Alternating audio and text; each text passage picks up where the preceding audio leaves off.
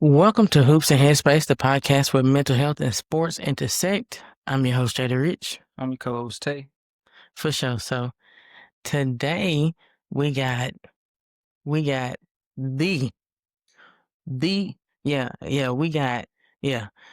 the one and only Coach Tipler. Yeah, the one and only. So right now, before we get too deep, we want you to take a moment and talk your talk. Let them know who Coach Tip is and why it's so important and big And for us to have you on here. Coach, don't hold back because Yeah. this is our segment. Yeah, this Talk our- That talk.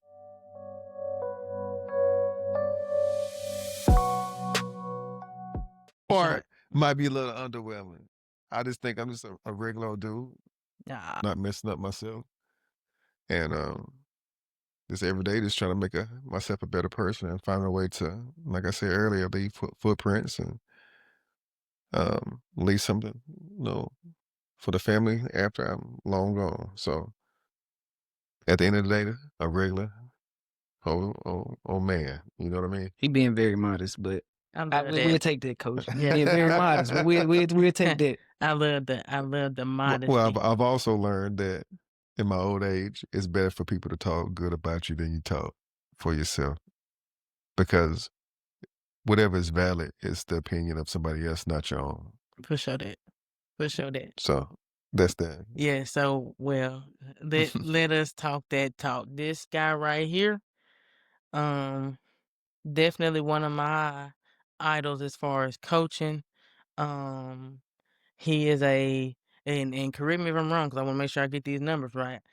Two-time state championship winning head coach. He is a one-time or is it two-time runner-up? 2 times. Two-time runner-up head coach. So let's make sure we put that on the books. Girls runner up too. Don't forget about girls runner-up too. Don't forget that part too. Assistant coach, 2-time state champion. And as an assistant coach, two-time state champion. So you know what I'm saying?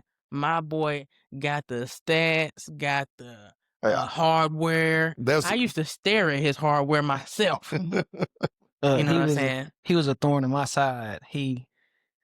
I put it like he a thorn in my side. But so and like I was saying, but with him being an idol, I know that like when I started coaching at Ashland, when you come into town from Ripley, it's just like, their like championship thing that says, the boys won. And I kid you not, every time I bust that curve, every time I bust that curve, I would say, I'm gonna make sure I put one out there bigger than Tips. And I was like, I want them to put it like a little bit in front. Right. Like a little bit bigger. You know what I'm saying? Like taller. You can still see them. Right. But you know what I'm saying? We finna up the ante.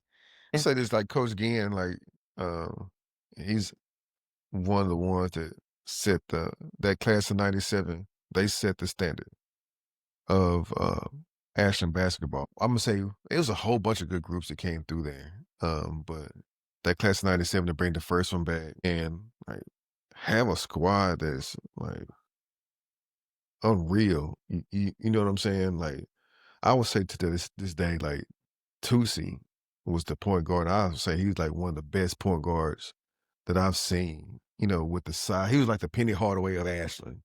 He's long, lanky, could score it, get everybody involved. You had Quinn Gillespie, like dunking, and it was just so many different pieces. Like I can't name everybody. Wayne Jones. It was just so many pieces to that. And then Coach Ginn did the whole get everybody together. Coach Terry, man, really taught me. Like I wasn't around Ginn, but I seen him and develop a relationship with him afterwards. And but Coach Terry and Coach Godwin at Ashland, like they took me in. Like you said, I did certain things, they took me in and I would say Coach Godwin, like he was the aggressive, like didn't take nothing. Coach Terry was the same way, but in a smooth, like different way, and he had the X's and O's to go along with it, and, like, I still run his plays now that I learned in junior high, and, I just think that the lineage of people that was at Ashland prior to, led up into what the measure that we did have there, so that's one of the biggest, like, if you go, "Who's the better," like, that's the biggest talking answer, "Who's the better team?" This is that. I'm like, "Man, like, we was all great in our own way." You know what I'm saying? Like, I take my hat off to '97 every single time I possibly can. Like, they was a different team. They had size. They had every shooters. They had a true basketball team that had every role player that that you want. And I don't take nothing from it. And like that started the legacy there, as far as winning. But we had other great teams beforehand. But that finally like solidified. Okay, this is a basketball school, And then uh, Coach Godwin taught me the stuff in junior high, like how to, I seem more aggressive. I was young too, so I loved it. And then Coach Terry gave me like the tactful side and how you handle yourself as a coach, or which I would call him just upset, and he will, "Now, just calm down, doc." He just that guy that just know how to just bring you down, like, and make everything like down to earth, and um, he really helped me out a lot too, and so I just think with all those pieces and all those good teams, all those great coaches that was there, I just like I said, I just came through at the right time, and it's nothing special that I did. Uh, the only special thing was the special group came through with me from 5th to 6th grade, and it was just all organic, and everything happened, um, as it did, and, because I remember, like, stepping in for Coach Terry one time. We had to go to Chicago, and this was a playoff game to go to Jackson. We had to play Shaw, and I just remember going, and we lost, and it was like I just felt bad because, like, here I am supposed to take over for and I didn't get it done, and he had to take care of business, and I'm supposed to take care of business for him, and it's like that was another thing, it's like he almost knew that you was next in line, I was next in line, and, like, who else would send me off to a game to go to Jackson? Man, I think a couple times, like, and trust me with that, um, so it's like sometimes some people see more in you than you see in yourself. So I was just this nervous little cat that, was trying to do the best I could, and he already seen something that was there. And because I didn't even go to school to be a coach. I didn't that wasn't even in the the plan. Man, it's just when Coach Godwin decided he want to retire, it's a small school. So it was like, okay, you young, you 24, you do it. So I'm like, okay, and then that's been it. That was the start of it. And I really feel that like I went into education. Now, of course, I quit school and started working and doing different things. And like, my mom put me back on track. Like, hey, this is what you said you wanted to do. So got back in it, and like everything fell in place for me.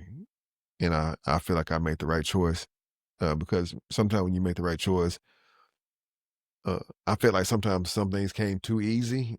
And like, wow, my first year here, I'm playing in the semifinal game as a high school coach. Like, how did this happened? We lost by one, and I'm sitting there thinking, I'll never make it here again. Then all of a sudden, I'm back, and I'm back, and I'm back, and I'm back. And it's like, I know that, like, divine, like, it is because it was supposed to be, not because of how I am or how good. It is everything lined up perfectly for me to make me look, I'll say, better than what I actually am. You know what I'm saying? So, and your kids, like, it ain't about the X's and O's, it's about the Jimmys and Joes. And if you got good players, man, they'll make you look better than what your knowledge is at the time. Because you got to think, I'm just not getting into it. So somebody had to compensate for each other. Like where I lacked that, they picked up, and vice versa. Where I could teach them certain things, I was able to do that, and they was able to help me along where my weaknesses were. So I really appreciate that start. That start is the best I could ever. And then where all my people from, like my hometown, like really my hometown. So um, it was perfect, really. You write a book about it, right?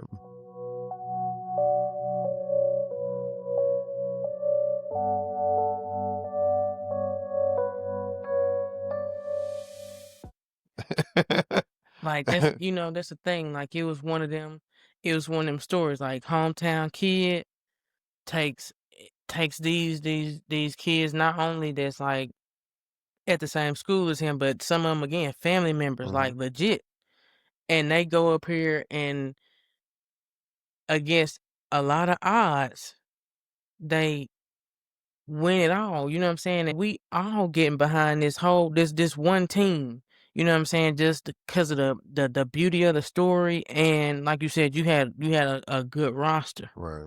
You had a good roster. And I, and I do remember playing y'all, um, the girls, because I coach girls too. Man, y'all tore us up. I'm still mad. I'm mad about it. That's, how you said you felt? Y'all tore. We couldn't do nothing with you. You killed us in the post. And then it was like Zeta. And Zeta was supposed to be with me because she started junior high, she played at Ashland. Zeta was supposed to be there with me. Super athletic. Did the high jump for me in junior high, like going to state. And just naturally could just do things. And y'all tore us up. And we was pretty good, girls, I thought.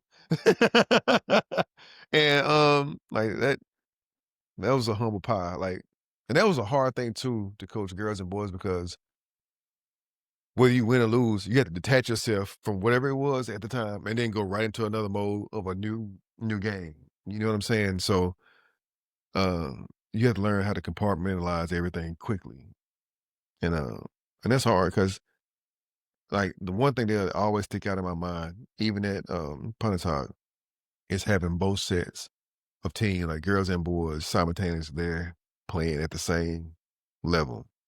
That don't happen every off. Like Boomer does it on a regular, and I take my hat off to Mike. I talk to him like he's a very smart coach. And he's very smart. And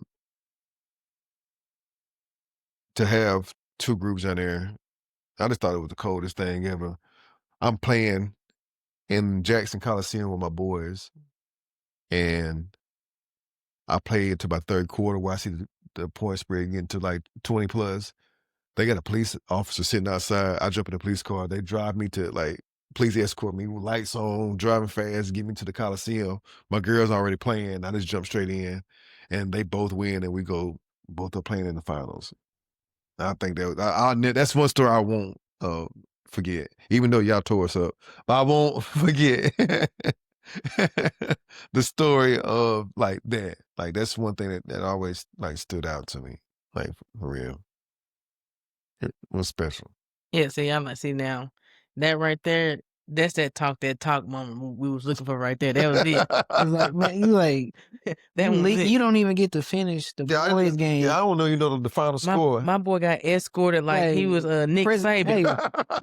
President, man. Come on, we waiting on you. We already out here. Yeah, y'all up by 25. Yeah, the AD was like, I got it from here. I don't think I can miss it. Go ahead. And I just jump out. And the police is waiting on me at the door, like, come on, jump on in. So we jump in, and like he turned the lights on. We shooting down 55. Man, like, that's crazy. And he gets me there. I hop out. He pulls me straight up to the front of the door. I hop out, and I just come straight out to you know what I'm saying? Yeah.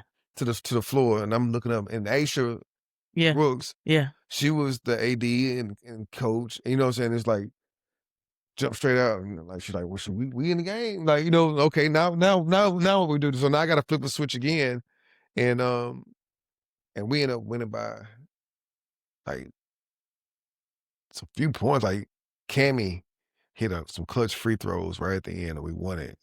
And had to play Pella Hatchie. We should have won.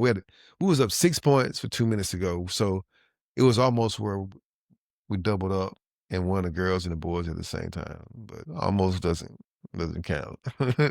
But it was special. Like Janaya, like she went on to play at Jackson State and doing great right now.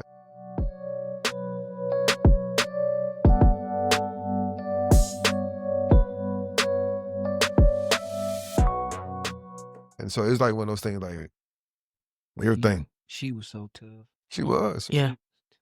Yeah, like, and that was another thing, like that girls team, like nobody talks about that girls team. Yeah, and at that time, the boys roster that you had and kinda the track they were on, True. you know, But it they was winning, like it the was storyline and everything just highlighted them a little more, you know what I'm saying, yeah, to the public eye. true.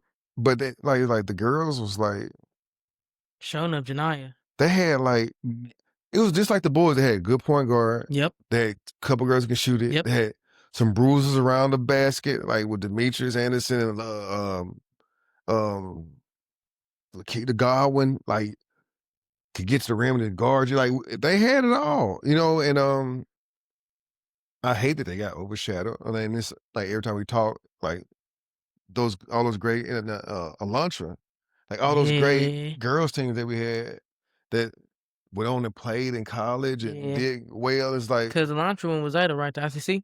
yes, she went to ICC and she Yeah, could have won. She just told me she just got burnt out on it at the time. yeah, And I think when she was getting ready to go back, you know, life happens and she started just moving on, you know. yeah, And Janiyah was crazy. She was supposed to be going to Northeast, and she played that last game at in the Coliseum, and Jackson State came down there and offered her right then. And that was like and I tell kids all the time now, like, you're so worried about a scholarship or an offer. I said, go to Jackson. People want winners. So go to Jackson. You can get that. That offer that you want, D1 or whatever, like, go to Jackson. That they're all there, you know. So, and I just think that was also uh, like a testimony to like all the other kids of the time now, like not knocking Northeast because we know now like you almost got to go JUCO now to like to get where you want to, especially boys because of they can get somebody 24 come in here and play, you know, but to be go here and thinking that you're going to go to Northeast and play in one game dictated your whole college career. All of a sudden she's a starter, ended up being a starter for D1 Jackson State, who went on to like play like a playoff game. They got tore up. Who was that? Who they played? It was like somebody like South Carolina. It was something like yeah, I It forgot it who they was played because it's when they had, Baylor. They had like what is her name? What was the it head coach? What was the was it AC? Baylor? Be Baylor. able to go on TV like this thing come from little old Ashland and to a program that was been successful that was overlooked, and to be able to go and you're playing on national TV where everybody can see you. A that was launcher going and winning multiple rings at ICC, and the girls was overlooked, and I just wanted to shed a little light on them. Like, come on now, let's give it up to not just the Yeah, give them their flowers, Give give them them their their flowers. flowers. yeah, Yeah, don't for don't sure. leave them out. Yeah. Janiyah was she was tough. Yeah, hey, and my thing is, yeah, like he said, Elantra and them, like he had, yeah, like when he made me really think about it, they had some strong girls. Mhm. But another thing is we brought Tip not only for that X's and O's.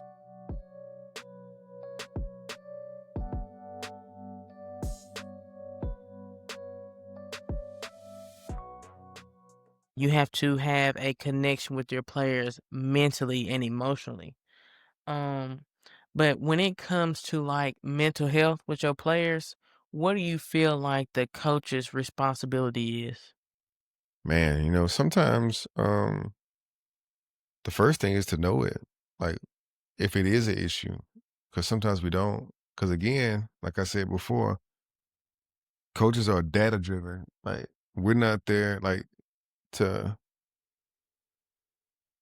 have sit downs and therapy sessions a lot of times, even though it turns into that once we get to know them and like truly care. Like, um, because it was an incident when a kid had moved in and he just had a hard time fitting in at first. And all it took was for me to have a few conversations on the phone with him and telling him, hey, dude, every week you got to come by my office at least once a week and we got to sit down and talk. I said, if it's nothing to talk about, we can talk 2 minutes. You can say, Coach, what's up? I'm good. You can leave. Or it can be your whole planning period, like your period off. Like we can talk. And after that, Like you got to build a connection because you want the kids to trust you, and you want to be able to trust the kid too. So you can't do that without having a um, more than just a basketball connection. It gotta go beyond just what you can do on the court because you can have the best team in the world with all the pieces, and if you don't get to know how each one of them think, or know if it is an issue, or know I can push his button this way, but I can't do that with him because he's gonna act completely different. Like I'm gonna mess him up. And it's one kid, I call him Buttermilk, right now on my team. Quietest kid ever. Don't ever get mad. It's mellow. Like you have to make him talk. And I finally figured out how to make him mad. And I was so happy. I know that sounds bad, right? I finally figured out like how to push his buttons because he's good. He's in ninth grade and he's like 6'5", long athlete, can do a lot of things, but he hasn't really got the confidence all the way there. That he's got the ability, but he's young. Like he still don't understand how good he is right now. So right now I'm trying to like fast track that to get him to where he needs to be at. And you can't be that being a nice guy. So I'm like, let me figure out how to push Buttermilk's butt a little bit. And I didn't think it would work, but it did.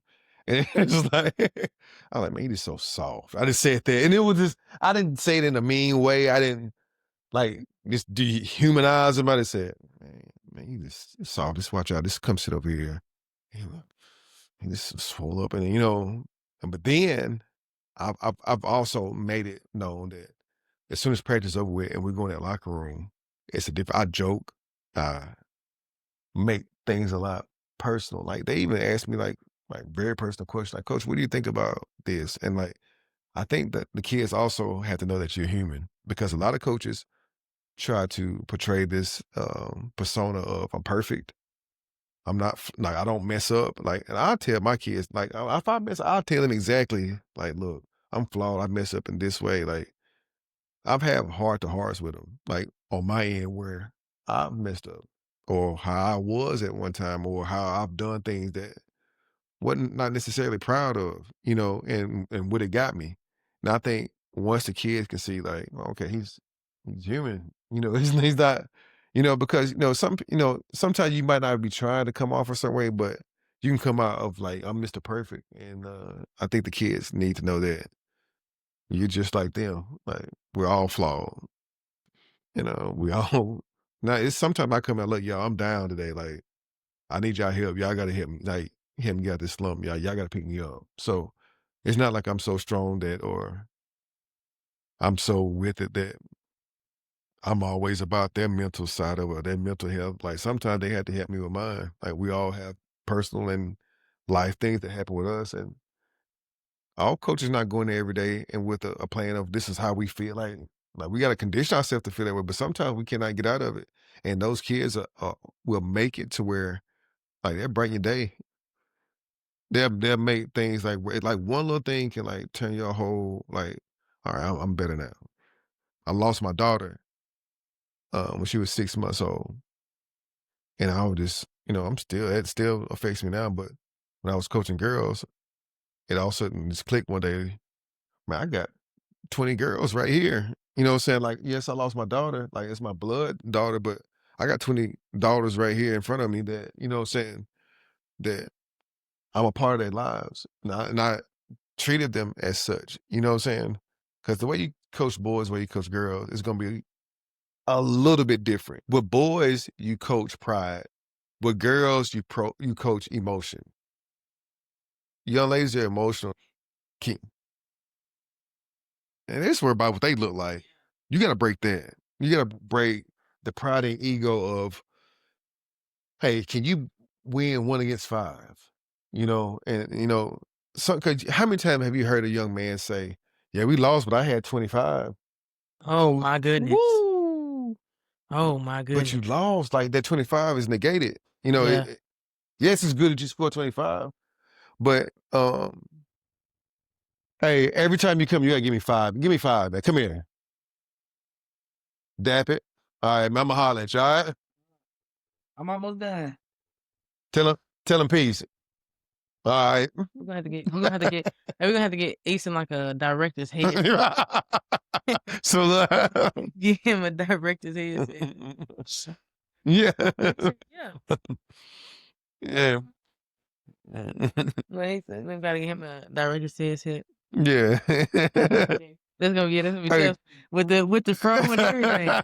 He gonna look just Hey, like one. I did just go ahead and change the whole. Like, every time is have a different outfit, like a Yeah. different little costume. Yeah. So, But so when it comes to like the different ages, do you think that when you deal with their mental health or you have different conversations with them and stuff, do you feel like that plays a factor? it does. Being data driven again. There's a kid on my team. He started as a ninth grader. But we talking about like 6'3", 6'2", 200 pounds. You look at him, it's a big cut up young man. He's in 10th grade now. And I have to like remember that he's in the 10th grade because I'm expecting him to think a certain way or react a certain way to certain things. And I have to like stop and like tell myself that you have to explain this to him. Like you expecting him to understand this when he's smart and he understands a lot, but the way he might interpret what you're saying or what you want out of him is not what you're thinking in my 45-year-old head. So he's thinking, man, coach is just on me about like, what do I do? Like, and the whole time I'm thinking like, why is he not getting it? Like, and it's a disconnect, and you have to figure out like, okay, but what did you think when I asked you? Like, I call him in the office, 'cause they all come into the locker room during that break at lunch, and I'm like, what did you think I meant yesterday when I said you did this? I don't know, but I went back and watched the film, and I understand now what you were saying. Or, no, I don't know, coach. What did you mean? So I get a chance to like tell him how I think to assist to go along with his, because he's smart. And he gets a high basketball IQ, and he works hard. And sometimes I have to break down like, okay, you think this way. What about your teammates? What you think they think? What you think how I think? No, you have to make some young men, or in this case, this somebody that's younger, that's playing up to, with older kids, more aware that it's just more what they do just don't fit just you. So it's other people that if you do certain things, it's going to be like a snowball effect to what goes along with it. So I try to talk with this individuals like one-on-one. I think it's more important. Like at one time I was just big about this putting you on blast in front of everybody, no matter who it was. And I had to finally like understand, yeah, that's cool sometimes, but sometimes you need to like bring them in. Like you can't get somebody to build trust with you if all you do is like, and I'm like, if looking back, I wish I could take some years back, because back in the day, it wasn't no talking in my office because I done said whatever I had to say, no matter how brutal it was, right then. And I wish I could like take some of that back, but again, I'm also still trying to figure it out too. But coming from a player that got coached by like coaches in our era, y'all were like stern and all that, like firm about what I say is what I say. Yeah, but I want to give you your flowers for changing like their viewpoint, right. Cause that, like, I appreciate that. Yeah. Cause like that's big. Cause we be on coaches, like, and that's the crazy thing. You know what I'm saying? So it was like I was a tyrant. I was a dictator, and it was like, wherever you met, like, no, your mom, wherever you mess up at, that's where I'm gonna get you at, And then so it was like I would just like getting on the kids, like, and sometimes I wouldn't understand like it's cool to do that, but sometimes I need to like you got to get to them, because what you do sometimes is put up a barrier or a wall. Or with young men, you gonna do that in front of my friend. Like now they gotta like, who's gonna be the top dog? Like, so it's now the alpha male it's thing. a contest thing. Mm-hmm. Like, I gotta prove like, you're not gonna outdo me. Like, and so sometimes you can create a drama or a disconnect when it don't have to be. Like, it's a time and place for everything.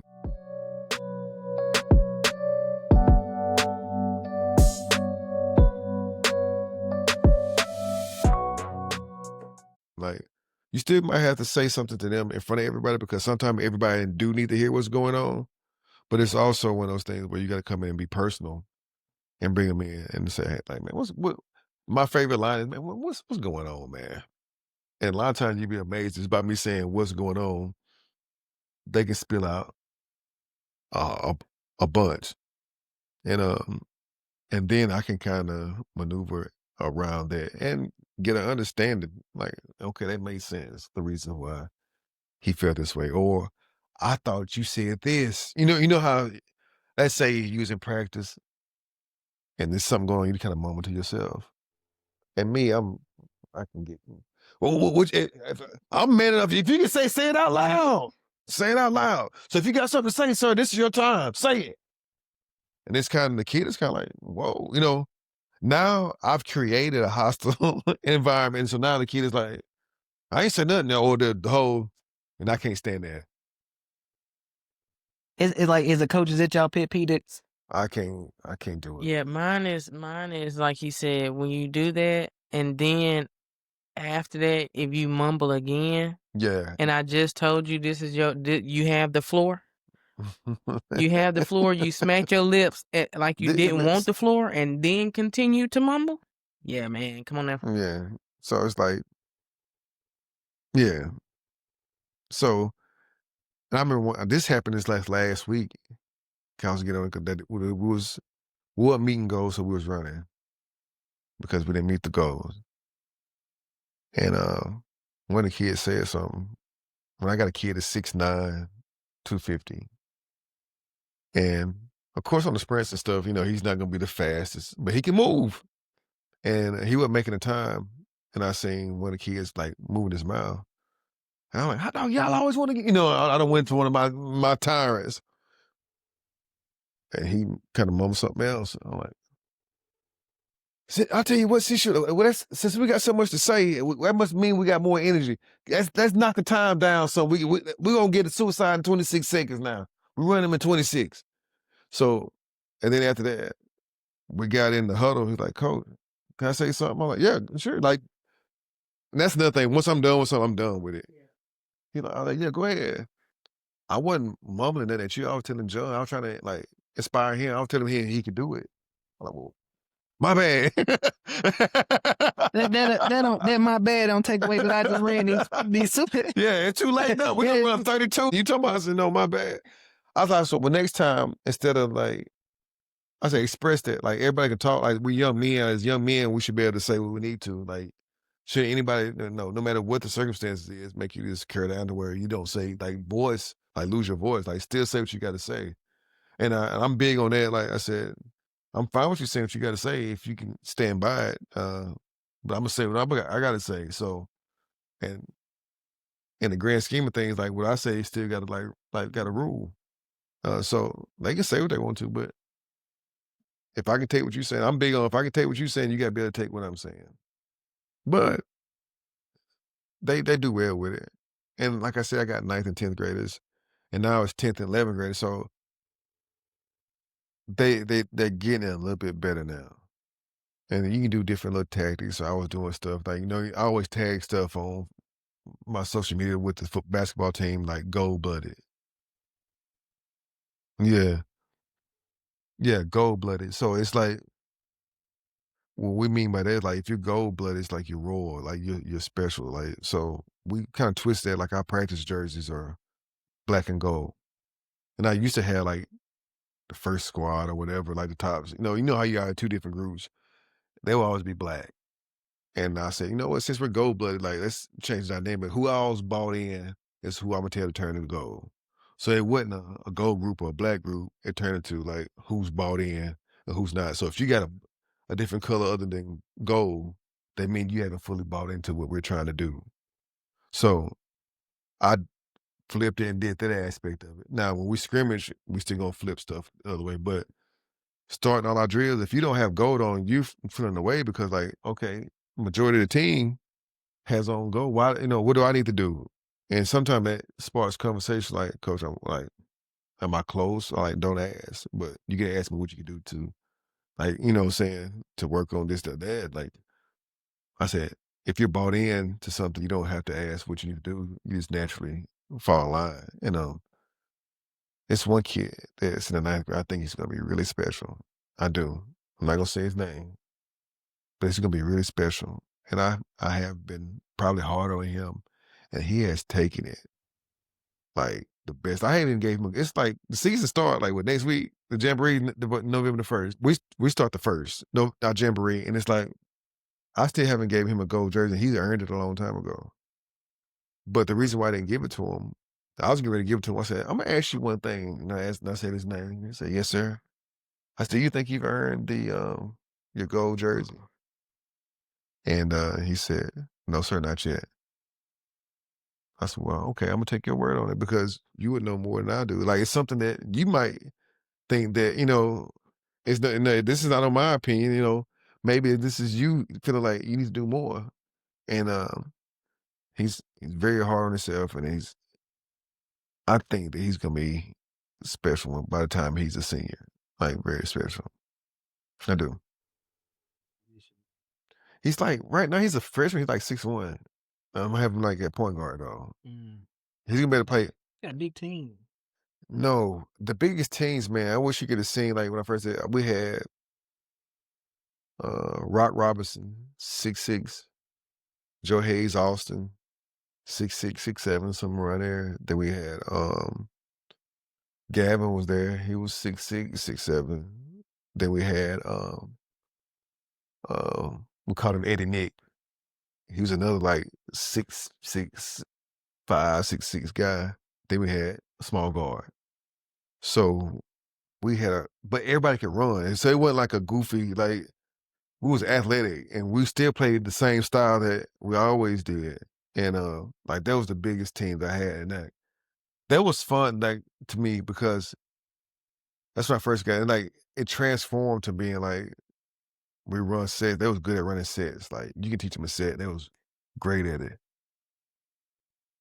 But then to teach them how to play fast, cause I was like teaching them drill like when we're running and passing, and they wanted to come to a jump stop with everything. I'm like, look, guys, we can't jump stop it. Like it's good to have that, but can you pass on the run? Like I had to teach them. Like most kids, you teach them how to jump stop, and in this instance, I'll teach them how to pass on the run. And that was fun because to change a whole style of play that they was used to, and could it be successful? And it did for the time being. But I've also had to do the opposite, where when like Jordan Blackman was there a couple years ago, like the last 2 years, like I've always been a man-to-man type, and all of a sudden we're playing 2-3 zones and doing all these tricks and stuff out of it and trying to slow it up. And we're not shooting three as much. We're trying to get to no layups. We want to shoot 20 plus free throws to ensure that we win, And I'm just glad that I'm older. It happened when I was older because if I was younger, I'd probably just try to stick to the same program and just go and then blame it all on them and say, why are we not getting it when we got to adjust to what we have? And that's a hard thing to do too when something has worked so long to have to adjust to do something different than that. So that was fun to an extent, but it was fun because we had kids that bought in. Like I think I get more gratitude out of what makes me happy is like when I know that I got a group of guys that has my back. And I talked about that today in practice before we left. I said, man, I got y'all back. I need y'all to have mine too. Like no matter who it is. And I said, because it's been times, it might be somebody in the stands talking crazy. Guess who's gonna come to bat? And once you get that dynamic, I'm not gonna say everything, a lot of things fall in place. Because a lot of times mentally, all of us want somebody that we feel like got us. You don't always want to feel like you're on the island at all times. And, I played basketball and I wasn't a starter. I didn't get much playing time, but everybody wants that feeling of they're just as important. Then, you're just not there, you know. So I try my best to like spread it around. I know you can't be everything for everybody, but I try my best to spread everything around and not I don't have favorites, but to not make it look like, all he worried about is this kid here or this group. And it's like when DeAnthony played for me, people like, what sets do you run for him? I said, I do not have a set for him. I only had one set for him. That's when they do like the boxing one type stuff. That was it, because it's to free him up because you're trying to take something out. Well, and he was like, I just make him a decoy or whatever. But I learned that instead of running sets that's designed for one person, run sets that has looks and opportunities for everybody's strong suits. So you might take this shooter away, but here comes a backdoor cut. Then here comes another person that likes to come from the left to the right, swing for this put like. And so I try to add a whole bunch of things that's quick hitters, but it has 5 different options, and then we can go into our continuity offense.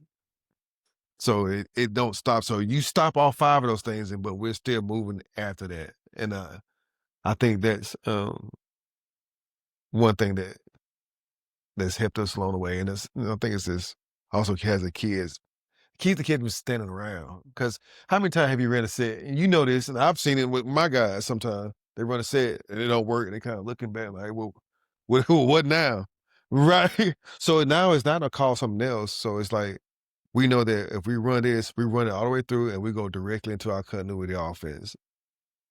Or one of them, we'll have a designated one for whatever play. So, okay, you stop the initial quick hitters, but now we're into this playing basketball now. So this group is learning that now. Like I said, 9th and 10th graders playing last year, now they're 10th, 11th.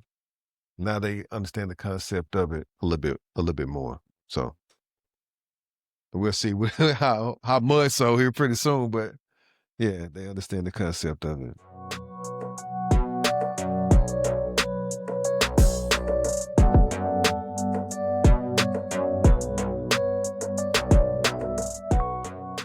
So, as far as you establishing these cultures that you've established as a coach when it comes to your teams, have you ever had a moment that you can pinpoint where you had a player that was struggling mentally and you knew it, whether that was burnout or, like you said earlier, in a personal situation?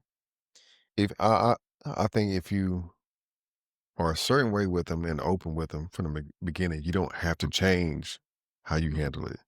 It becomes a norm of this is how we do things. Um, you'll be amazed at how much a call after practice or after hours or let's go fishing or hey man, come here, holler at me. Like even a hug. Like, it's not masculine to hug and to get like even a hug, because sometimes they may not get who knows what they get at home. Speaking of hugs, come here. Can I have a hug? Can I get one? You gonna give me one? Appreciate it. Can you give me some too? I didn't think so. But I gave you a hug, so. Pride of ego, boys.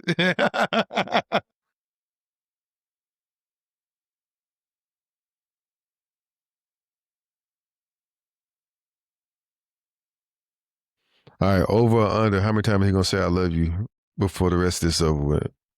Plus 10 or under 10?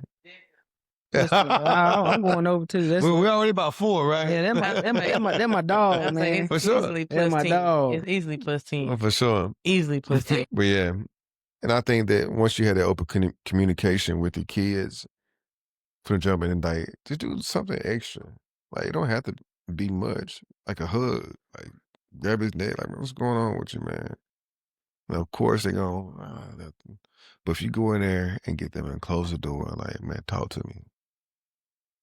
I can't help you unless you allow me to help. Like had those type of conversations.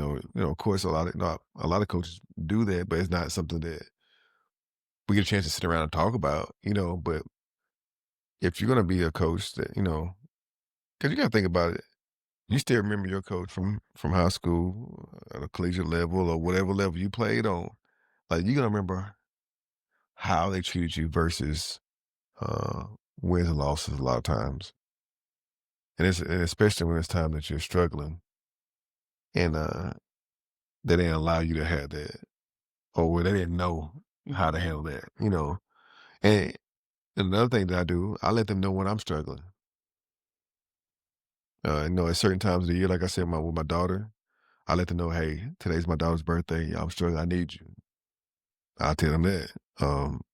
So I think a lot of times you got to be vulnerable yourself and show that somebody that don't show very much emotion, or somebody that's always aggressive and like demanding so much out that they have weak times themselves. So I can say, hey, I need you today, y'all. Like I've had a rough one, and this is why. This is, you know, I got this and this going on. I need y'all to help me. We got you. You know, we got you, coach. You'd be amazed. Even back from Ashland, like the kids were like, we're playing for you tonight, coach." Hey, cause I was just finna say, um, in which I built some strong bonds with a lot of them there, but and I gotta get myself together before I even go. Before I even say it. Oh, go ahead. When I got the opportunity at Ashland, I didn't just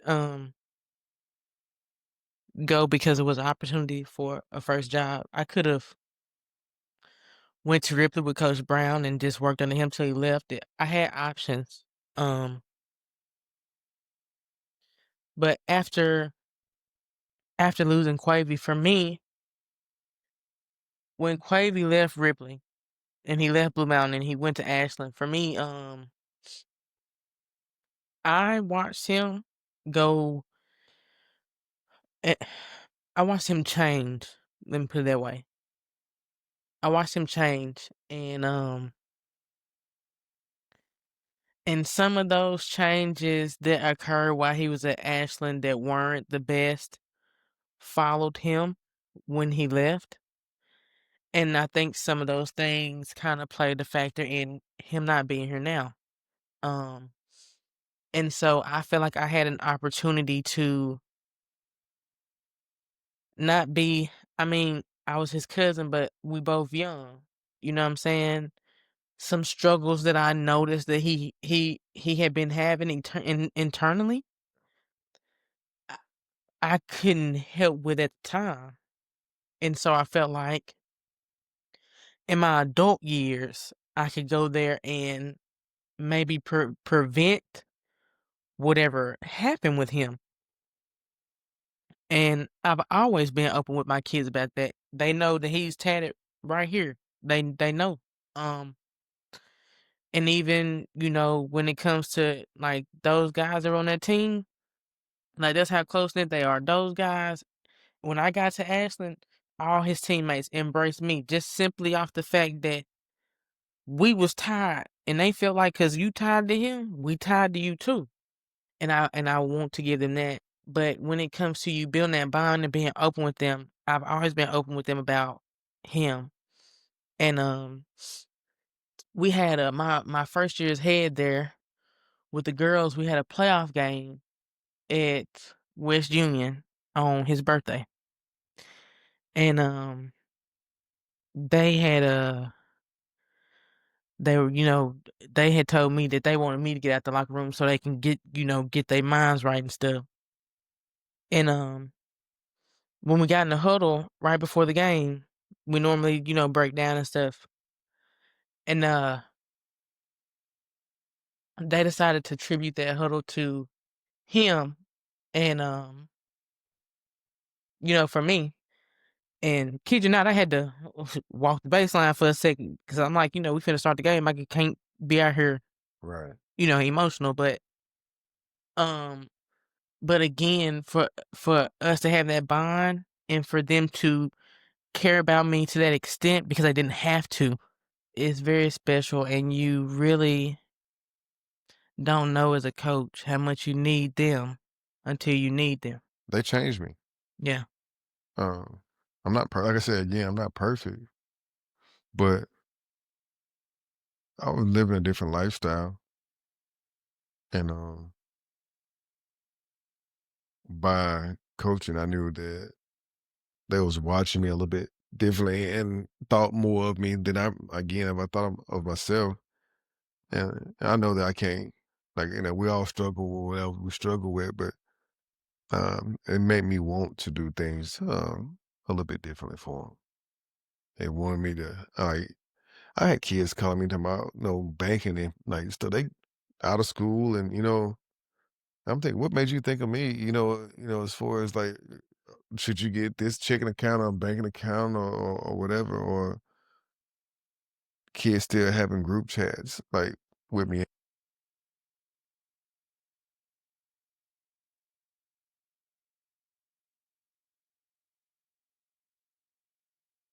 I wish I had that type of bond with my coach, which me and Coach Mason, we had a good relationship, but like at times it was times where I feel like I couldn't go to him because you not gonna we're not gonna relate. And very well, like he has some very good teams. Very like what's that Ismail? Ishmael, Like I he was one of my favorites. I ain't gonna lie to you. he don't get enough credit. Ismail, like, he was like the wild card He that was very hard to prepare. I didn't know what he was like. I don't know what he's gonna do. He's gonna come up in a fast break, pull up, do it. Like he wouldn't know. He didn't have a like this governor of like the confidence of whatever he did was there. So he didn't have like you try to look for tendencies, and it His wasn't any really, you know. and trust me, I know because like I had to guard that man, and I was like I never really could figure him out because like as a defender, how I was, I try to pick up on rhythms, Right. tempos, and like He was he just had like he just sporadic. his change of tempo was like so hard to like read and predict. Yes. Man, tough. Tough. I'm gonna ask you a question. Ooh, I love when people put Tay in the What's hot up? seat.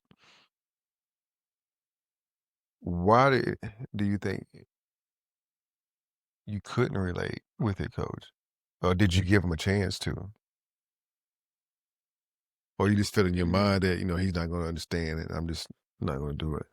I'm not gonna say anything. Uh, And I like, I it like Mason turns. now, so don't get too Yeah, no. Like no, me and Coach, we Right. good. It was just like I just feel like I put it like this: it would have been easier for me to open up to you than it would be to him. Okay. And that's in his defense, that's not fair to him. But like, But it's reality. it's reality. Just especially Yeah. coming from like a black man, it's easier Yeah. for me to come talk to you about something because Well, I'm gonna say this, um, I'm in a very diverse situation in coaching. Just think before I've only coached one white kid before I went to Pontotoc. Blake, he stays around here somewhere now, and going to Pontotoc where now is diversity everywhere, and it was crazy. I had one man say, I knew you could coach some black kids, but I didn't know if you can coach a white one. Yeah. I'm like, What do you mean? well, I didn't understand that. There was nobody in the community. Yeah, But it you was just didn't like this. firmly grasp it. It was just like it was somebody from Tipper County, and they were just like Yeah. a basketball And enthusiast. and that's the thing, though, Tip. That's why you gotta understand where me and Tay coming from, because like I'll say, even to attest to what Tay saying, like with Coach Bates, even though we were successful as far as X's and O's and stuff like that,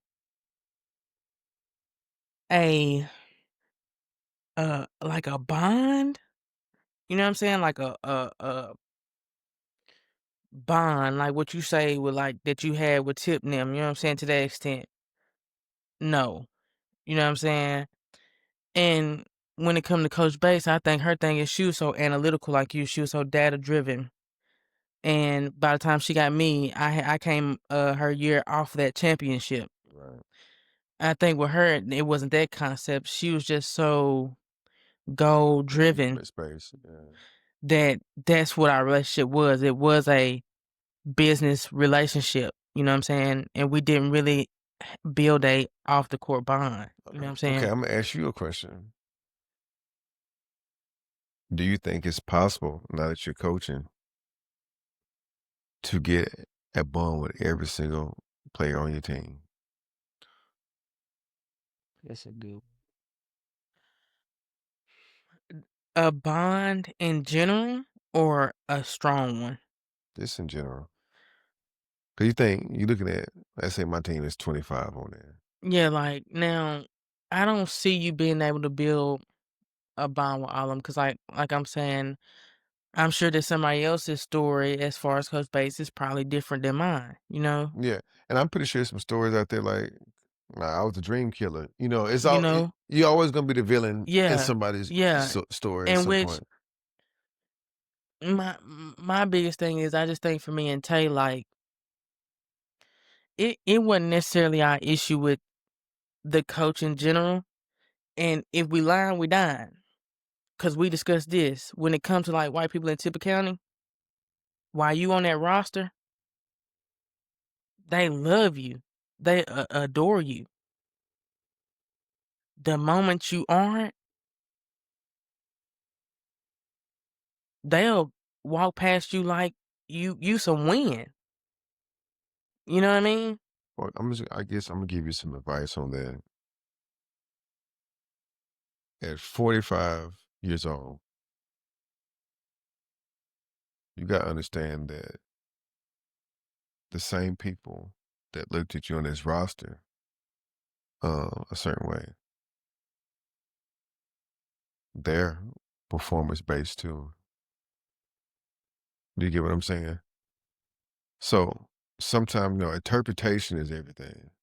I, I wasn't there. I can't tell you what the experiences was or how it was, or I can't tell you what they're thinking. But I've learned in high school sports, it's about right now, who's here right now.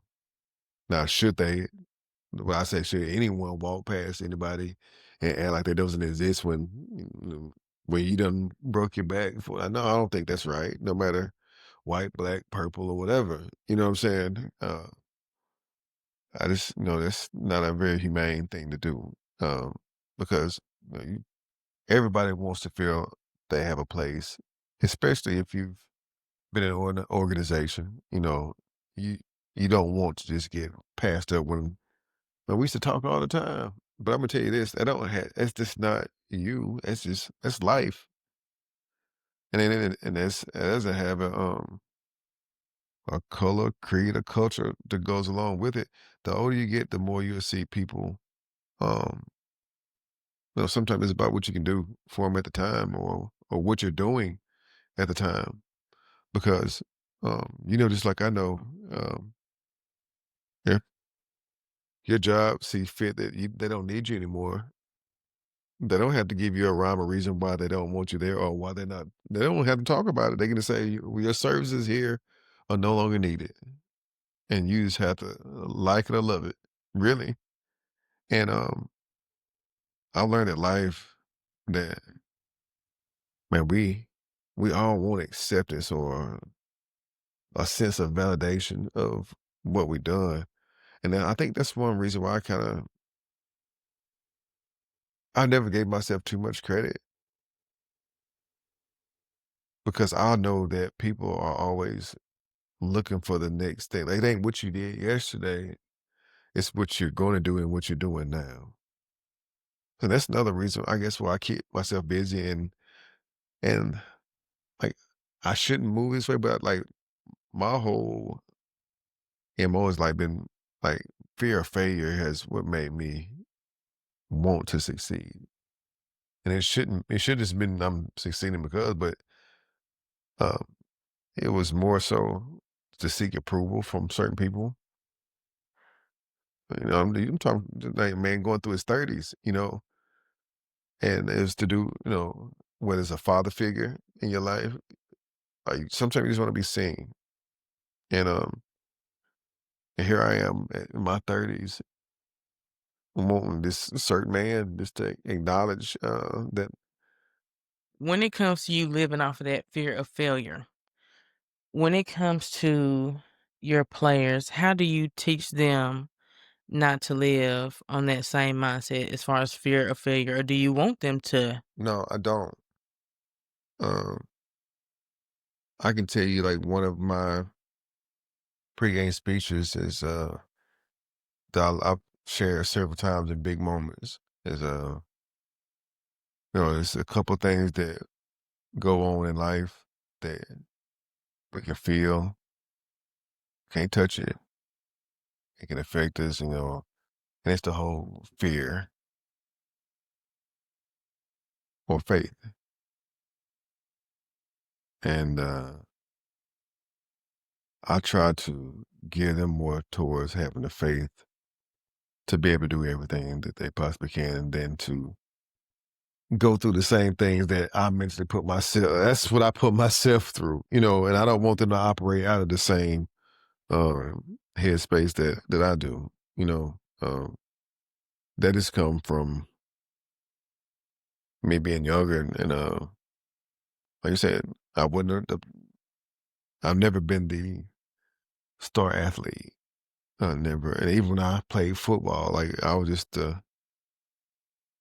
play my role. I wasn't the one catching the touchdowns and doing all these things. And I didn't care as far as like I didn't mind playing my role. Like I was just happy to be able to participate. But the sport that I'm actually coaching, like man, I was on the bench. Like I knew I had certain attributes I was good at, but um, I never had the feeling of this is what it feel like to play on this night or it's game day. I knew what was going on. I might have snuff some Skittles in. I might be eating Skittles on the bench. Jada, don't play. You been a star, Hey, yo. you might think I'm lying. One time I had nachos. I had got a whole order of nacho. The coach didn't even know it. Just down there going. Man, I'm going crazy. A whole one. I ate the whole thing. What'd you do? He was like, hey, Tip, I need you in. What are you gonna say? I'm like, what are you gonna say? I'm not putting you in. Well, sure, I guess I can finish these. You know what I'm saying? They here. For real, I had somebody, man. I like, hey, you going to concession stand? Yeah, give me some nachos. I had those joints. Like I was down at the end, so there was somebody between. I put them in the middle. Like man, I tore them things up. I'm talking about. And he didn't even notice. Cause I knew I wouldn't get in, so it was like it wasn't one of them situations where the coach looked down. I know it wasn't gonna be me, so I was safe. You know what I'm saying? But I don't want my kids to operate out of fear. Whether it's my kids or my basketball kids, because it's not fun. from one, it's not fun at all. As you get older, you understand a lot of things differently, a different outlook on it. And the older can mean this maturity wise. It don't mean a number. And you look at things and you look back, man, because even with me having the fear of failure and have my issues, like I'm still gonna try to have the most positive outlook on everything. It's like I told you, I'm supposed to win every game I play.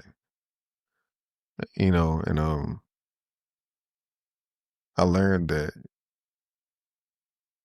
like negative thoughts manifest negative results. So I try to like replace them now with a lot more. It's certain things like it's almost like a ritual, man. It's crazy. It's like different things that I do even for a game to put like some type of positive energy around me. I'm reading my Bible. I got a certain scripture I've been reading. He read my notes over here. I'm telling you, he read them. I've been reading the same scripture I handwritten since I was at Ashland. I got it in my Bible. I read my devotional of the day, and then I read that same scripture about being James, what 5 and 6. Long story short, without quoting the whole thing, it's pretty much when you ask God for wisdom, He's not going to deter you. He's going to give it to you, but you can't doubt it once you ask for it.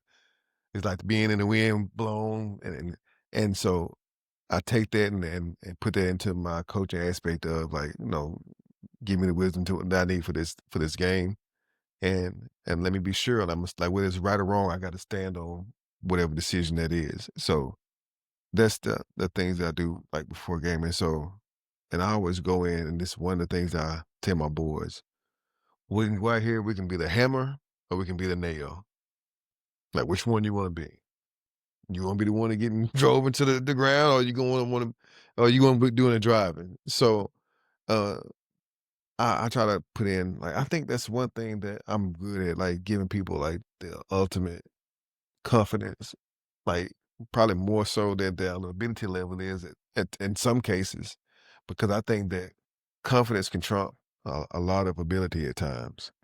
Do you think your role as a player when you played as far as, um, not being that star player, do you feel like that is kinda why you're I do. so, pro building confident? Yeah, I think it is because it's like I know what it feels like to want to be. I used to come home and cry. You know what I'm saying?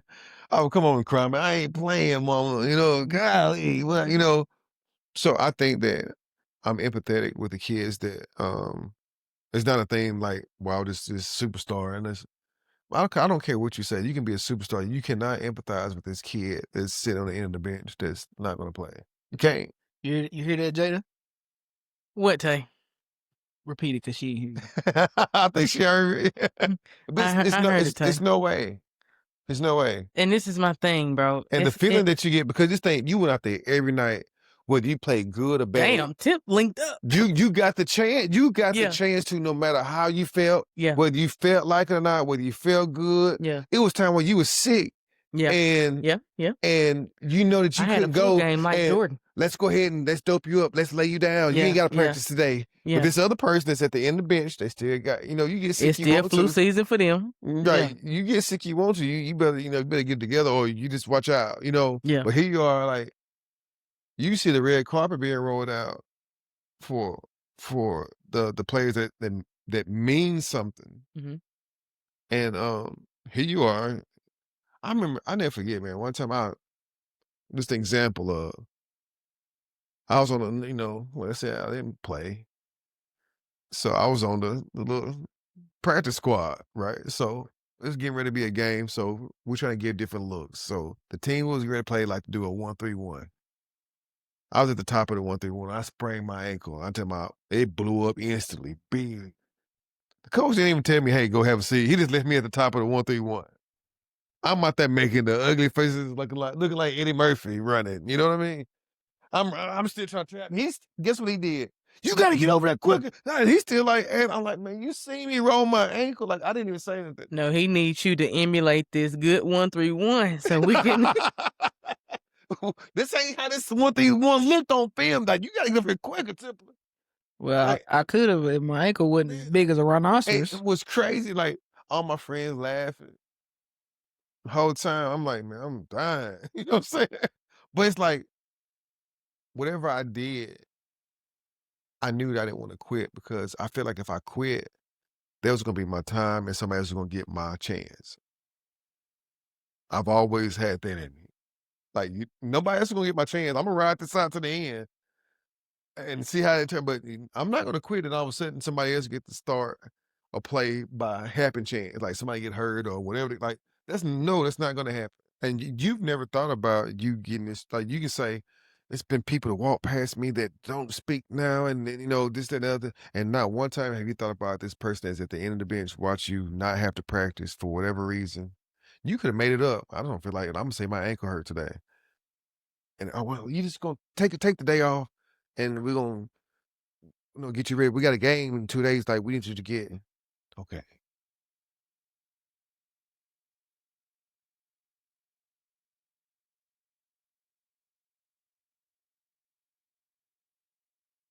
Okay, well now, first I'm gonna respond to that. Okay. I'm gonna say that my thing is, in which Tay know, I apologize to most of my teammates. He said, oh, so I missed that. Yeah. You got to go back and catch up. Yeah. I'm definitely going back. Yeah. She did. I give her that. Yeah, She did. I did apologize because I like we were discussing with coaches. You have some teammates that say I was a good one. You'll have some that may say something different. And I gave Tay an example. I was like, one time I was opening the post and I had a teammate shoot a 3. And she made the 3, and that's beautiful. But I was like, hey, the next time, because the rule is if you see my jersey number, Give it to me. give it to me. And I believe you saw my jersey number before you shot that. So Right. next time, give it up. Right. But thinking back on that, that's probably one of my biggest things I regret as a teammate. Not as far as me demanding the ball, but as far as the tact of how you did it. yeah, and me approaching you like that as a teammate, you know what I'm saying? And when it comes to the red carpet stuff y'all talk about or the treatment, You have never been an other. Never. I have. I told you when I was in Yes, college. I was an other from 9th to 10th. Wow. Most kids are from 9th to 10th. You see what I'm saying? He trying to pour me. But no. Yeah. I earned my spot. What did you think about this? What do you think I did? Come on now. You know the roster. What do you think I just walked up there? Man, I had to ask. How did I walk up there? Can I play JV as a senior? Just so I can just see there? You see what I'm saying? You need to count your blessings. You didn't have to do that. You need That's to swallowing a lot of pride. see, count your blessings. Count. I did. You're not counting my them. senior season though. So you're not counting. See how you still trying to. But still, that season would have been there for you if it wasn't for other things. Mm. Yeah. See, you trying to. But you know. But my thing now. But see now about the carpet thing, y'all. My thing is though, and now I'm coming back to you as far as like us coaching, like. We got to be real here, because one thing we argue about when it comes to the game, though, like the rules say to win the game, I have to have more points on the board than you got. Right. Okay. I agree. Okay, boom. We're agreeing on it. Okay, so far we're on the same page. Right. Okay. I have these players that can produce those points to win those games. Correct. They gotta play. That's it. I'm gonna let her get her. No, I'm saying. This is where me and her. That's it. So my thing is, so let's go back. When really you've had so many stacked rosters, you could just go any, meeny, miny, mo. So you could just pick whichever one you want to go to. But and again, also kind of take your mind off that too, because you did have a stacked roster, so you had some options. But let's think to us normal coaches that don't have 13 options, that they bench ain't as deep. I'm a normal coach, trust me. But you know what I'm saying? And like you said, in moments where you do that double take, where you need a sub and you don't have one. Yeah. When it comes to that treatment, it's kind of valid though, because if you think to a roster that you had where you don't have too many scores, I mean, yeah, I got some great defenders, I got some good rebounders and all that. And you know, for some of my great defenders and some of my great rebounders, that's great. But them babies couldn't get that rebound and push that thing on the floor and make a layup if I just begged for it to happen. You gotta have scores. They gotta be healthy. They gotta be well taken. I'm not gonna say pampered. No, not treated differently. But to go out there and give you the points at the end of the day to win these games, they got to be at that peak shape. You know what I'm saying? Differently? No. Not treated differently. They have to be well maintained. Okay. And when it comes to the bench players, I feel like they should be the same thing. Because if you do lose that main scorer, in some ways they got to come in and make up a difference here. But it's not as urgent for them to be as well maintained, because it's not gonna matter. If you did have the flu, if you did sprain your ankle, if you did have some bad grades, guess what? I just said it doesn't matter, which translates to they don't matter. And what I've collected and done, I don't care who you are. If you too hurt to do this, it's the next person. If you can't do this the way I need you to do this, because you said you were sick. Now, I've done things like even, oh, you said you were sick, bring me a doctor's excuse. I'm not saying I disagree with that. I've had people that gave me Rod Reeves Oh, yeah, I already know where you're going brought with me a this. fake. He printed one offline. Like, cause I said, Rod, if you don't bring me a doctor's excuse, you're not gonna play. I'm gonna bring you one. Then he trying to make me feel bad. He like, here, I'm like, man, I was on him hard, and he really had one. But I didn't use how you get them, you throw them away or you file them. I just put this. I just put it on my desk and I just left it. And it was one night after the game. I looked at it. I said, let me Google. I was getting ready to put my stuff in Max Prep. I just Googled it. And Google Maps pulled up. And it was like a street, in the woods, like this address. It wasn't no houses or nothing. I like, you know what? So I typed in, I Googled fake Dr. Hughes, and the same exact one pulled up. And I still punished him. The hardest job, and one of the most important things we have to do as coaches is it's easy to maintain and make sure our best players are at a certain level. But that best player got to feel like that ball can bounce without them. And that's my thing. That's where me and him But this, have the big argument No, at, because uno let me momento. He feels like that's where I disagree.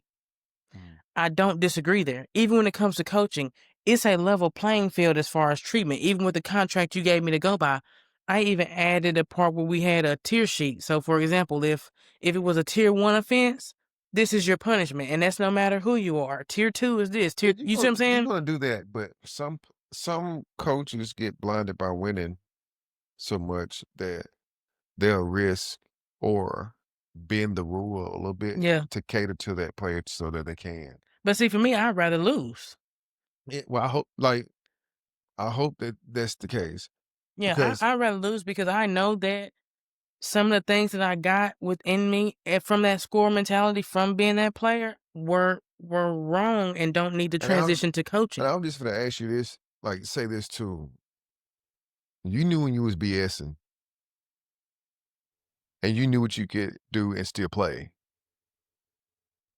I didn't know that feeling, but you do. So you have a whole different insight on, okay, this is my starter and how to regulate that, and because I've done some wicked stuff.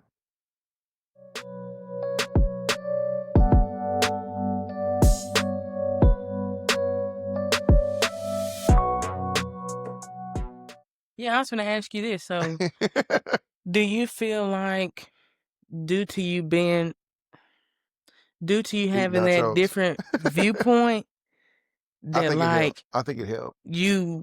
but do you feel like you kind of come at your starters and stuff a little differently No, because of that? because I know what the banter was like in a locker room. I knew who was lying, who wasn't about injuries. I knew who was, so I knew all the tricks of the trade of what this person is doing. So I'm not going to take it out on them because they're a starter. And, but at the same time, I know what to look for because I was at the bottom. I seen like who was for real and who wasn't. And the trick is to make that player the trick is to make that player think that, not even think that, understand that um the buying in part, and also like also be empathetic of everybody around them. Cause I got this boy named Big Baby. I didn't play him a whole year, not because he wasn't good enough, because he didn't want to comply to certain things that that we wanted, and he probably could have been starters at times. It might be like even I had to buy into this year to where we got like a, I know it's gonna sound like we're just some superstar team. We might get tore up every game, but we got a small lineup. We got a big lineup. So I had to make him buy into like, hey, we got a small lineup. You're not going to start because this is what we're doing out of that, and it's not going to be conducive to what you're doing. When you get even your first five or your main producers to act as the lowest five, that's when you won as a coach. I guess that's the point that I'm trying to make or trying to get to.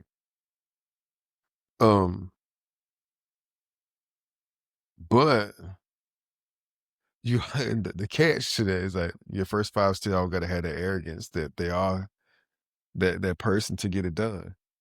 And he's coming from so I'm gonna side with him for a little bit. And the reason why I say that because he's a point guard and he had to get everybody else involved and not really worry about himself as much. Tip, please. Tip, please. Before And you I, go ahead. and I, and I, and let- Please. Go ahead, coach. and one, Please. and one of the biggest things that my son is going through right now, here he is, averaging 20 something in high school, to now he's got to be a facilitator. And he don't understand why the coach is fussing at him about the shot that was taken. My play efficiency was such and such, is the highest, but you're not understanding like your roles change and like, and you seen everybody else get to go off, and then like, man, that must be nice, you know what I'm saying? And like egos and everything, like you'll never truly understand. I feel like y'all are kind of assuming here. Yeah, like we called each other beforehand or something. I feel like y'all are really assuming because my thing But is, I'm gonna say this too. You were supposed to get it. Because I remember that like when we played, we couldn't do nothing with you. So you was good right, like it was almost a bucket every time. So you were supposed to get it. Like I'm not saying cause that's how Big Baby is now. Like Big Baby is 6 foot, 300 pounds. That's why I call him Big Baby. Like it's not he can't jump over a phone book, but you cannot block him. He's strong and like he can move. So we get a ball to like I want Big Baby to get the ball, but I also want Big Baby to be humble enough to know that this position or what he's doing is not it's above. Like I need you to be something other than like just give you the ball. and I just want him to understand that, like you said, as far as feeling like we are on the same level or still having that grind. I say one thing with Coach Bates. Oh, you grind, yeah. It was never. You got your grind though. Practice was an even playing field. It was even across the board. Even, you know what I'm saying? But you knew at the end of the practice what you was going to reward you're going to get out of this. Yeah. Now, and I'll tell you this: I have never understood. Maybe this is something y'all can answer. This is a mental question too. I have never understood, in which I guess you kind of answered because you said you didn't want to give up that opportunity, but I have never understood because the stuff that we have to do as athletes and, getting in shape, all that, to do it, not knowing if I'm going to play, nah.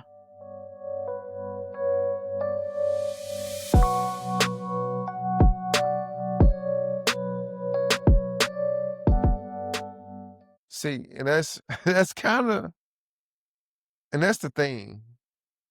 If we had a bunch of personality that was like, man, no, I ain't doing that, we wouldn't have a team and you wouldn't have a successful one. So those people that, like I said, trying to make everything where it's like perfectly even, where everybody feels important, because it is, because if we had a room full of alphas, how are you going to make those people connect and play together and like understand a role? Like you knew that if you see my numbers, I'm supposed to get it. What if everybody had that same feeling? Like, how is that going to work? And I'm going to use one of my guys, JJ. He had to play the 5. He's 5'10". We're going like, we're playing 4 or 5'8" basketball. He's going to be against 6-footers, like in the post. And he wasn't the best. He wasn't bad. But he was, you know what I'm saying? But he knew I'm going to go out here and take charge. I'm going to do this. Like, you got to have a balance of, like, just because you're a certain caliber of player doesn't mean you're conducive to winning. Like that might not be what you need to win. So he could very well have been that guy that was on the bench, but what he brought to the table, like mentally and attitude wise, is what put him over the edge and put him in front of people that should have been maybe in front of that's more athletic. I had a kid that was competing for the spot. The next year he was scoring like averaging 30. So you mean to tell me I risk 30 points for somebody to score under 10 every game, but did everything else right?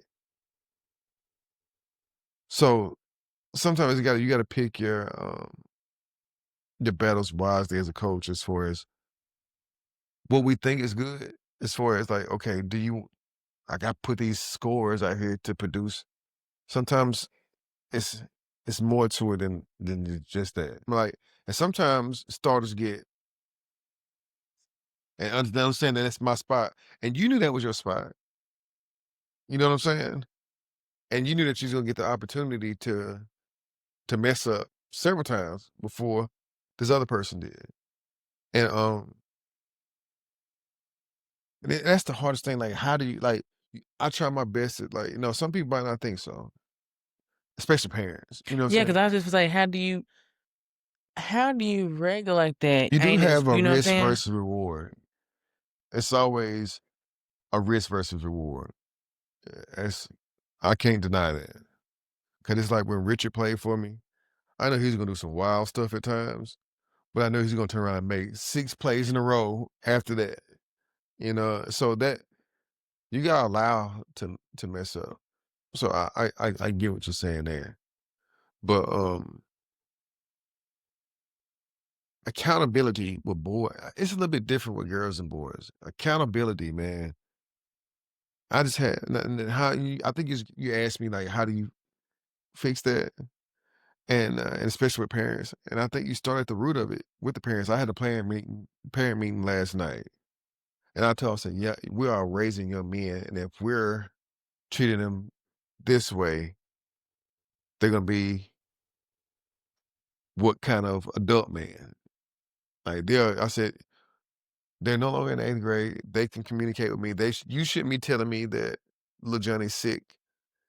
And Johnny got my number. He can like the biggest thing is like let the parents understand what we're trying to do collectively. Because most parents want their young men to be young men. You know what I'm saying? And sometimes you gotta let them know that we're on the same page. And with the parent meeting, I'm like, when we're selling this stuff, like, it's their obligation to do this, not yours. Like, okay, help them because we got to fundraise, but let them do some work to understand that everything's not given to them and everything. Like, let's get rid of the sense of entitlement. And and I think sometimes when parents see that you have the same mindset, like, but you got to make everything match up with that because as soon as it don't look the same on the court, somebody's gonna be mad and somebody's gonna let you know. Or they might not let you know, but it'll get passed on down that somebody's upset. Um, but being a coach is one of the hardest things ever because no matter what you do, when you go home, uh, you're not liked by somebody. When you love their kid, and then I told my parents this last night. I said, please, if you have an issue with me, please don't say it in front of them. Like, come to me because it makes it awkward because now the kid think I'm mad at them because of something that happened between us, and I go straight to the Yeah. player. And usually it starts at the very beginning of practice because you can see the nervousness. Kids are kids. Like you can, especially that they're by themselves.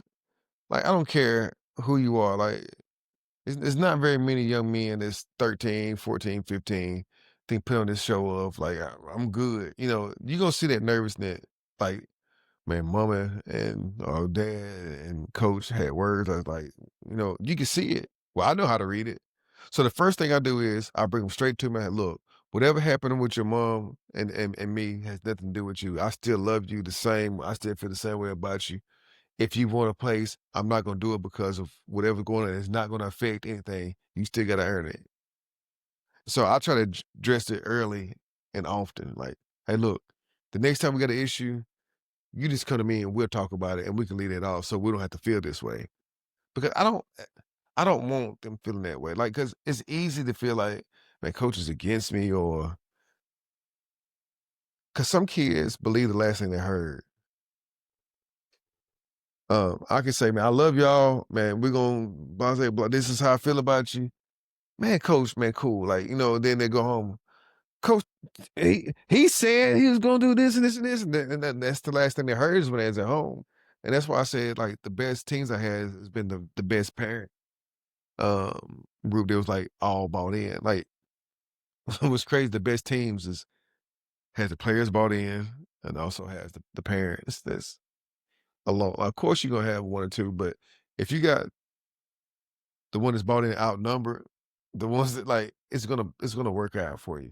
So let me ask you: have you ever experienced? Because I know you said you had more with the culmination of good parents and supportive parents and good players. Mhm. Have you ever had it where the parents, it was the opposite? You had more parents that were not buying in. I'm gonna say no. I'm gonna say no. Um, the good thing that I had in my back pocket is before I got there, I was already in, let's say in Pontotoc. Like we was winning in Ashland, so I had that. You kind of had already built a name We before you got there. built we won and won and won in junior high. So I went to high, and I was in junior high for 8 years. So when I went to high school, we won and won and won. Like so, I don't care what you say. Winning kind of they're not gonna like the situation. That is gonna well, he got his picks, and that is gonna go on. But if you're losing and going through that and trying to hang with some of the ones that as you would say, the ones that's gonna produce, what you need. Um, it's different then because then people feel like they have the say so to do more, or say more. And I've learned this: the longer you're at an establishment or at a school, people feel like they have the open door policy to come to you and say whatever because hey, I know I'm gonna go talk to him, and I just recently started doing this, and wasn't because of a loss or the parents doing this. I said, man, I'm going out here straight after a game and we're laughing and shaking hands. And I know that if it was the other way around, some may not feel the same way.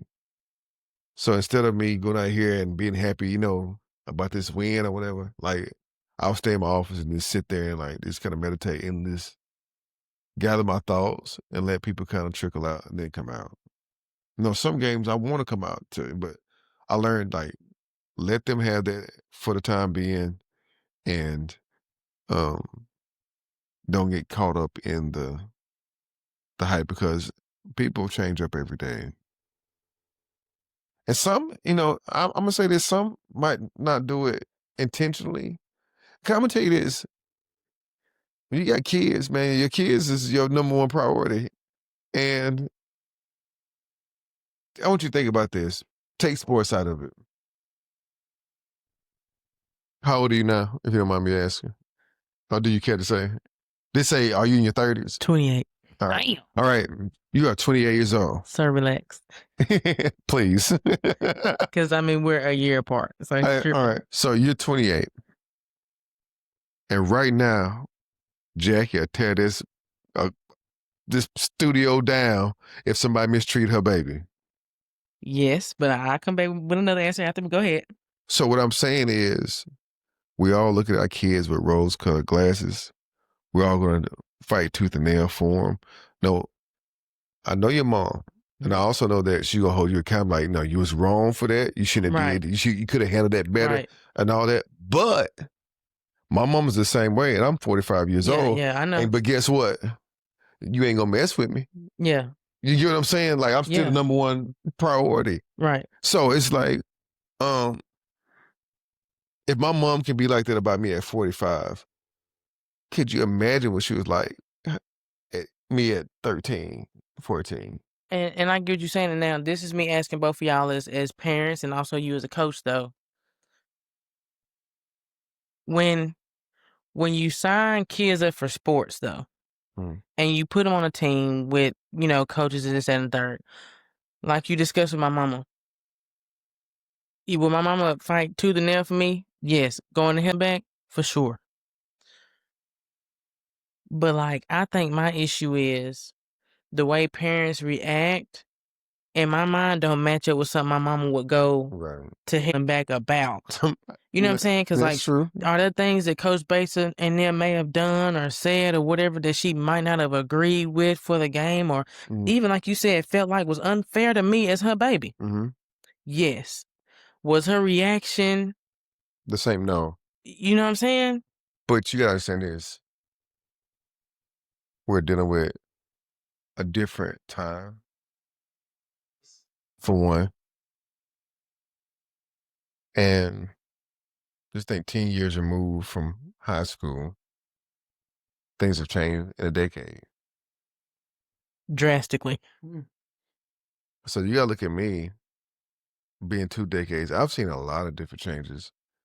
And a lot of it has to be with either the parent or afraid to see their kid fail and try to stop it before it happens. That I want them to have to go through anything that might hurt their feelings.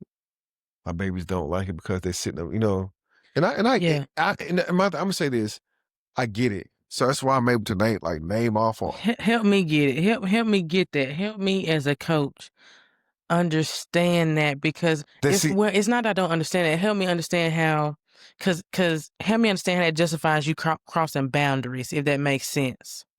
You gotta learn how to hear them. And now I'm gonna say this. Now, Ashland, I was very opinionated in what I had to say back, and sometimes probably abrasive.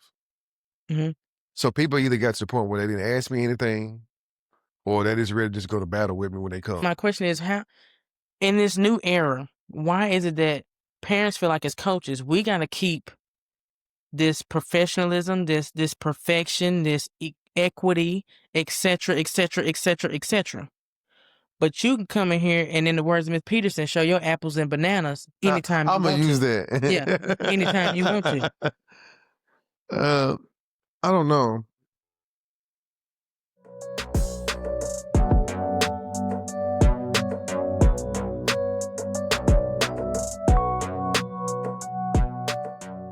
It's a little bit different. It's not all, but it's some that has that that demeanor. I've been there, and so I try to make myself personable. But then when it's game time, I don't. If we won a loss, like, you don't want to talk about that, especially a loss after a game or playing time, after a big win or a bad loss. Like, this is just not the appropriate time. And and sometimes I try to give the rule, like, if you want to talk, we can talk, but it has to be 24 hours, or like get some type of stipulation so that if you are heated, sometimes when you get a chance to like come on, like, you're not as mad as a parent afterwards, So sometimes that helps out with the conflict of it, I guess you would say. And but I've been lucky to have a lot of parents that's behind me. I've had some. I had one to come and apologize. Like, you apologize to your teammates. I had one to apologize. She's like, I'm sorry. Like, I shouldn't have did some of the things. And I said it because I got him an opportunity to play in college, and he didn't even want to play. Like, so it's like, she's like, I'm sorry. Now, I shouldn't have did some of the things I said something, but and the good thing, one thing about me, I don't hold grudges. Yeah, I don't hold grudges too much. Now, I'm gonna remember. But, I remember. Yeah, but I'm not gonna I'm not gonna constantly just push you away. Like, you gotta do something real crazy for me to you know what? I love your kid. I want to deal with him and him only. It's gotta be totally out the way. I got a question for you. Okay. Can you uh can you give me some advice, as a young father that, you know, that you wish somebody would have told you, as you was going through it?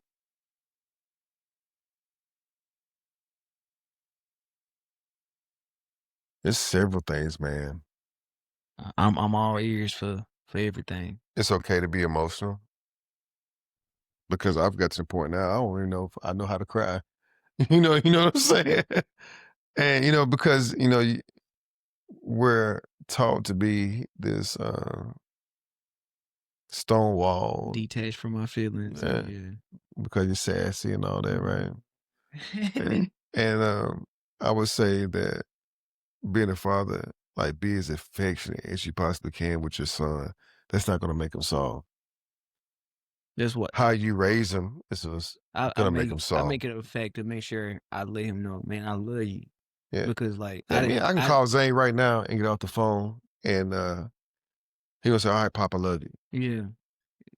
And it's okay to hug your son and kiss your son. Like, everything's about, man, him kissing on no, man, that's not gonna make him any type of way than what he is. Like, affection is never, or making him being feel a certain way, has never hurt anyone. And I'm pretty sure you can look back on some past experience in life and just wish you had a hug at certain times. Not, you know what I'm saying? I'm not even gonna say, like, mothers are nurturers. Sometimes you wish you had that male figure just to, like, come in, like, let me give you a hug, man. I just feel like you need it. Man, my And, granddaddy was rough, so yeah, and yeah, I'm telling you, it's a different feeling when, and I ain't trying to sound like, but it's a different feeling when a man can come and, like, embrace you and, like, tell you, like, I see you, I understand. You know what I'm saying? It's a big difference. Like, your mother's always gonna be the nurturer. Like, you've had that, like, not to take it for granted. I just had the same talk with my son, and I haven't seen him in a while, right? And I always say I'm not gonna guilt my kids into, like, coming to see me. Like, I ain't seen you, you don't say that when I'm putting that I money in that account, I would say that's most dads. That's how they say, "I love you, I miss you." I ain't heard from you in a But minute. but you know what? I had to learn how to just say it. Like, I'm not gonna guilt it, but what I started doing, like, I'm gonna give you the example of the last thing. Like, he played this past Sunday. Nobody knew. He's always in Illinois playing, and, like, he really didn't. We didn't know the times. Like, everybody's trying to scramble. Like, and I had been calling him all that week. I was getting voicemails and phones is dead, and I'm texting. I'm not getting anything. Last time I talked to him, it was like, I don't know. I think we played Friday or Saturday. I don't know. I'll let you know. And they played on a Sunday. So I finally called him on a Monday. I'm like, and then beforehand, it'll be more like authoritative, like, what you got going on? I need to know this, like, and I said, son, I said, do you not want me to support you anymore? He's like, no, why would you say that? I said, I don't know. I said, like, it's like, I don't see you. I said, I miss you. I don't get a chance to see you like I used to. I don't, you might go by your mom. I said, it's been July since I seen you. And I said, and it bothers me. And I said, I don't think it would hurt. It's just like, I just need this time with you at times. So I ain't like, you can do something, I can whoop you. Like, we're past the whooping stage. I said, I'm here to guide you through, like, manhood right now. This is where you're at. You're going through different things. Even, like, with basketball, even with basketball right now, what you're going through, I'm not your coach no more. I get to talk to you just like, just man to man, like, father, like, well, this is what you need. Like, let's try to handle it this way. This is probably the best bet to try to do it. I can talk to you on a whole different level now about anything. And I'm like, so why do you feel like, man, I just don't be thinking? I'm like, well, you need to. But now I do push the issue, like, you need to call your mom and your granny every day. I say, us fathers, we get pushed to the side a lot sometimes. But that doesn't mean that we don't have, like, feelings. Like, and I have to tell, like, man, I just miss you, man. When before it's like, you can't come over here, sometimes, blah, blah, no, sometimes, someone needs to be known that they're missed, or that they're wanted. Um, because like we had the dynamic, Zane stayed with me throughout the week, and he stayed with his mom on the weekends just for the school. And I knew eventually he was gonna be playing for me, and I wanted him at Ripley, where I went to school at. I wanted him there. So, we just had the agreement, this is what we're gonna do, you know. And it's like, man, I've had you since 2 or 3, and we went from that to nothing, to nothing. That you can't call, like, anytime I get a call, it's, "Hey, Pop," and, "Oh, okay, what you want?" You know what I'm saying? Here we go, like, what is it? You know what I'm saying? And, I really, like, and I didn't meet my real dad physically until I was 38 years old, my biological father. And it's like, I wanted more, and I want more on another level, especially at the age he's at now. Like, we've been through the hard part of, like, the raising and rearing and all that. Like, I yeah. And it also makes me think, like, when I get old and, like, can't do something for myself, like, this is what it's gonna be, this is me by my like, he don't understand that I'm thinking this way because, like we was talking earlier, we're getting to ages now that we're seeing our peers, classmates go through things health-wise, deaths, early deaths, like, we're not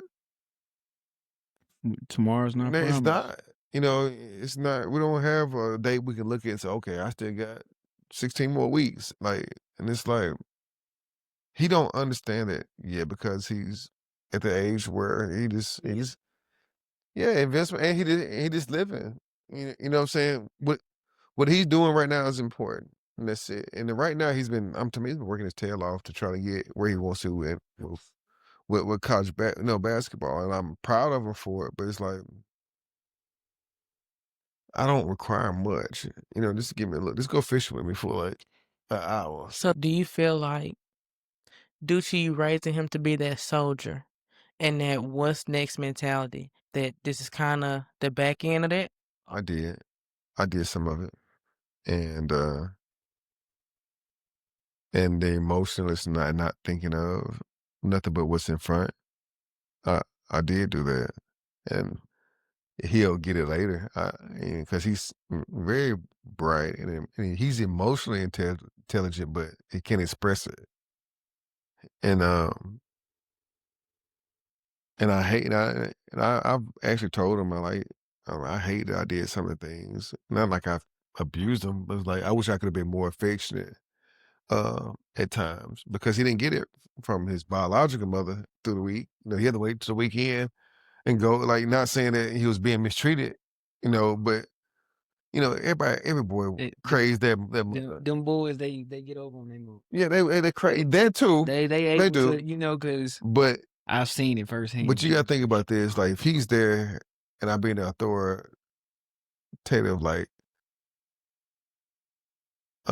figure, and you get that all week long. Like, you want, you ready to go. You ready to go. You ready to go. Like, tomorrow, when is mama? Is she not on her way yet? You know what I'm saying? That's how he And I wish I would have balanced it a little bit better. Like, I wasn't no pumpkin patch. Like, yeah, he's going, but I'm not taking him. Like, okay, go ahead and go with. No, I'm not going to that. I'm not going to no fair. Like, but we can go here and work out. We can go here.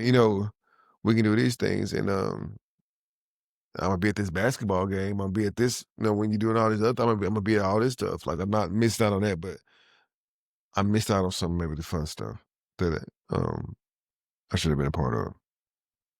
I just never liked it. I won't be around these people. I just rather just be like, just let me chill. yeah.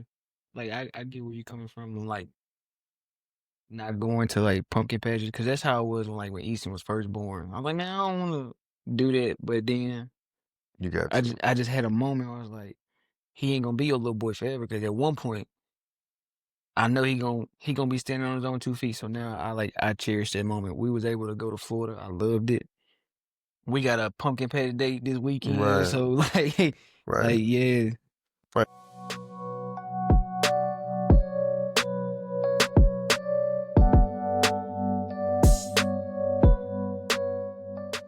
If you could say something to coaches and parents about how important the mental health and the mental stability of these kids is, what would you say? I would say what we all do is important. Um, what a lot of parents don't understand is sometimes we hear the things that they don't know, and we have to keep it confidential between each other, no, each other. And we're also all on the same team. Like we both want their kid to prosper, not just in basketball, but we want. I said this last night. I want to see them be productive young men, and that's the most important thing out of this. That sports is able to give us. It gives us discipline. It gives us all these different avenues of what we need to sustain and be successful in life. And parents need to understand sometimes that I'm not against them or uh, pro some other kid more than theirs. It's like that's just the way that the makeup of a basketball team. The Royal Clock we were talking about earlier. It's life. You're gonna have your haves. You're gonna have your have-nots. You're gonna have your people that have it made a little bit more easier or their road a little bit more easy, and you're gonna have some that's gonna have to grind it a little bit more to prove that they can do it. That's the whole makeup of a team is the makeup of the blueprint of life to a certain extent. It's more to it, but it's the basis of what post-secondary life is. Once you graduate high school, this is what it is. It's sometimes we gotta realize it's not what we know, it's what they know. And what we think they know, sometimes they don't. So I try to I ask them, why do y'all think we're doing this?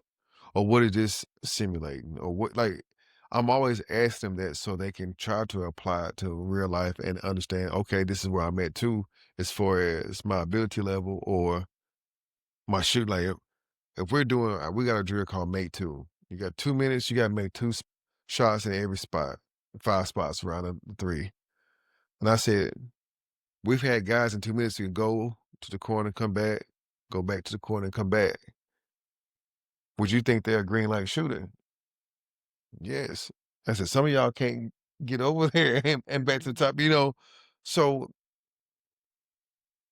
put some of this stuff in perspective. Like if you can't say you're a shooter and if you can't do some of these things with no defense and you just got the repetition of shooting. So if you can't, what are you gonna do to fix some of this stuff? Like some things have to be like self-assessments for them. We need to put it out there. It was time I talked to the parents. She's like, I'm glad you did this. Like you got good parents that's gonna tell you, he just gonna we scrimmage, he's just gonna jump out there. I said, what are you doing? From the scrimmage. I said, yeah, prove you. I said, you getting complacent and you just think you just gonna jump out here and do whatever. I got a freshman. I said, play that freshman. Freshman beat him. I said, do you think you deserve to be out here? I said, no, sir. I said, well, move out the way until you're able to do that. I said, quit just walking out here and this thing, something is yours when you haven't cared and haven't done anything prior to prove that. I said, what you think this freshman gonna do as the years go and you're older than him?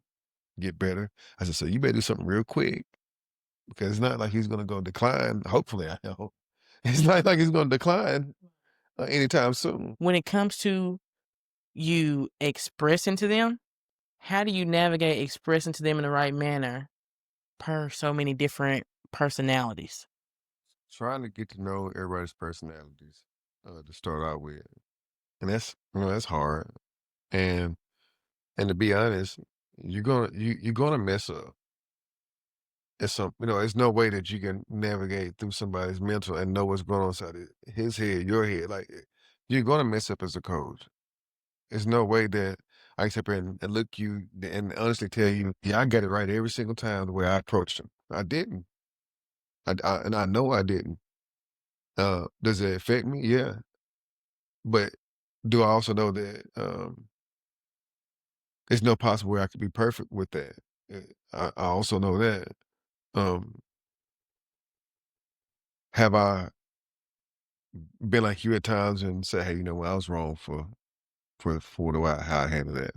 I have done that, but it still might not take away from how things initially like that. Like I said, people always gonna remember how you treated them, and sometimes it can be lost for life. You know what I'm saying? Like it's sometimes it might be something that's not big to you, and it's humongous. Like this is the end, like the end of the world for them for that day, and you can miss it. And I try my best to be with it and like be in tune with everything, but I know that I've missed some opportunities. I know that it's probably been some times that I was going through my own stuff, and it's like, man, I ain't gonna deal with that today. Just go on. Have I said some harsh stuff? Yeah, it's like crazy. And but even with all this harsh and abrasive and crazy things I've said, I still can go there and tell my boys I love them, and they can say it back, and I can say it, and they know that I mean it. This ain't no placebo. I love you, like you know what I'm saying. Like they know it's coming from the heart. Whether you want to accept it or not, once you become a coach or certain positions, whether you want to accept the role of certain things that comes along with it, it's in your lap. It is. No matter how far fetched some things may be, whether you're a therapist today, you're a physical therapist this day, or you gotta understand too, in the same sense, that is a what's the word I'm looking for? If a kid look that think that you are this strong and all that, that's something we gotta be thankful for too. Even though we can't handle some of these things or we doggy paddle through as much as we can, like if a kid trusts you enough to go come to you and put some of the stuff out there, again, like I said earlier, somebody's thinking more of you than you think of yourself. And sometimes you have to like take a step back and realize that yourself, like that fear over faith stuff and like fear of failure, like we're more than what we think we are at times when it comes to that aspect of it. And I think more on that side of it than I do. Like, of course, I want to win. And I still want to win Pontotoc High School a championship, something that hasn't been done. Like, that's one of my goals. But I also understand the bigger goal is if I can take care of some of the other stuff, some of the other things will just follow with it. When it comes to you dealing with that mentally and emotionally, when you realize it's not just basketball anymore, it's the politics, it's the X's and O's, it's Hmm. the relationships, all this different stuff. How does Tip keep this intact? Who say I do? Hmm.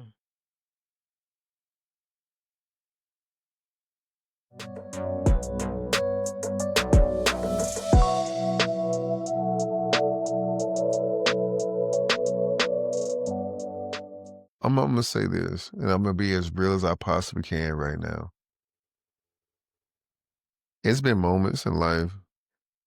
Have you ever made yourself so numb to things that, like I said, I don't know if I know how to cry at this point. And and you ask like, how do I do it? Sometimes I'm not doing well with it. What I've always had is the ability to mask and compartmentalize everything. And just because I'm compartmentalizing everything doesn't mean that I'm winning at this particular thing. Uh, I've had moments where I'm sitting there, and then I got this thing where I go home. I don't want to bring work from home. I rarely talk about it. So you got your personal life and your work life all brewing inside, and you're not really releasing any of this stuff off. So a lot of times it ends up with a meltdown of some sort at some point. And with me, it's not necessarily I'm gonna have a meltdown where I'm some here crying. I'm just gonna have this aggressive meltdown over something that does not even matter. you know what I'm saying? It does not matter, and this is what I just choose to take it out on at this time, and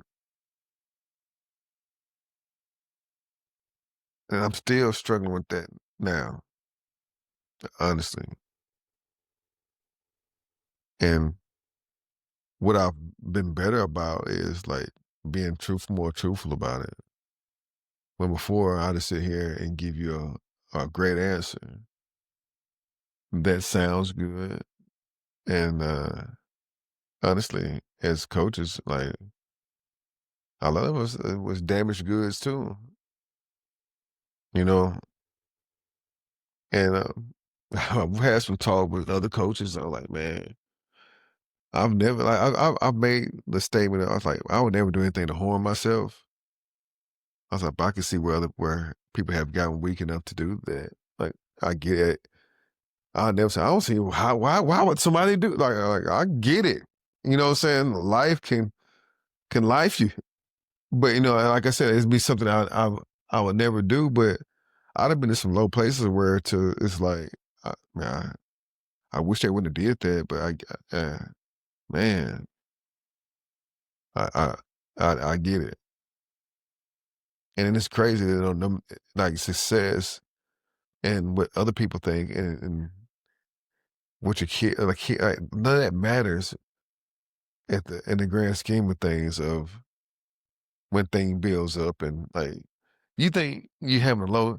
It's never not been one time that I had the worst day ever and a low day, and I sit there and say, you know what, man, I won some state championships. I don't even wear my rings. That's the last thing I worry about when it comes to like when I'm having like rough. It's days where I don't want to get out of bed. Like it's days where I'm gonna be stupid busy just because this is what I need to do. Just I'm be hyper busy, and there's days where I cannot do nothing. So you might look on on social media and look, I done did 30 things in one day. You know what I mean? And I probably had did half of them, and yeah, I'm tired. You know what I'm saying? But it's gonna come to where like I just do all these things to keep busy.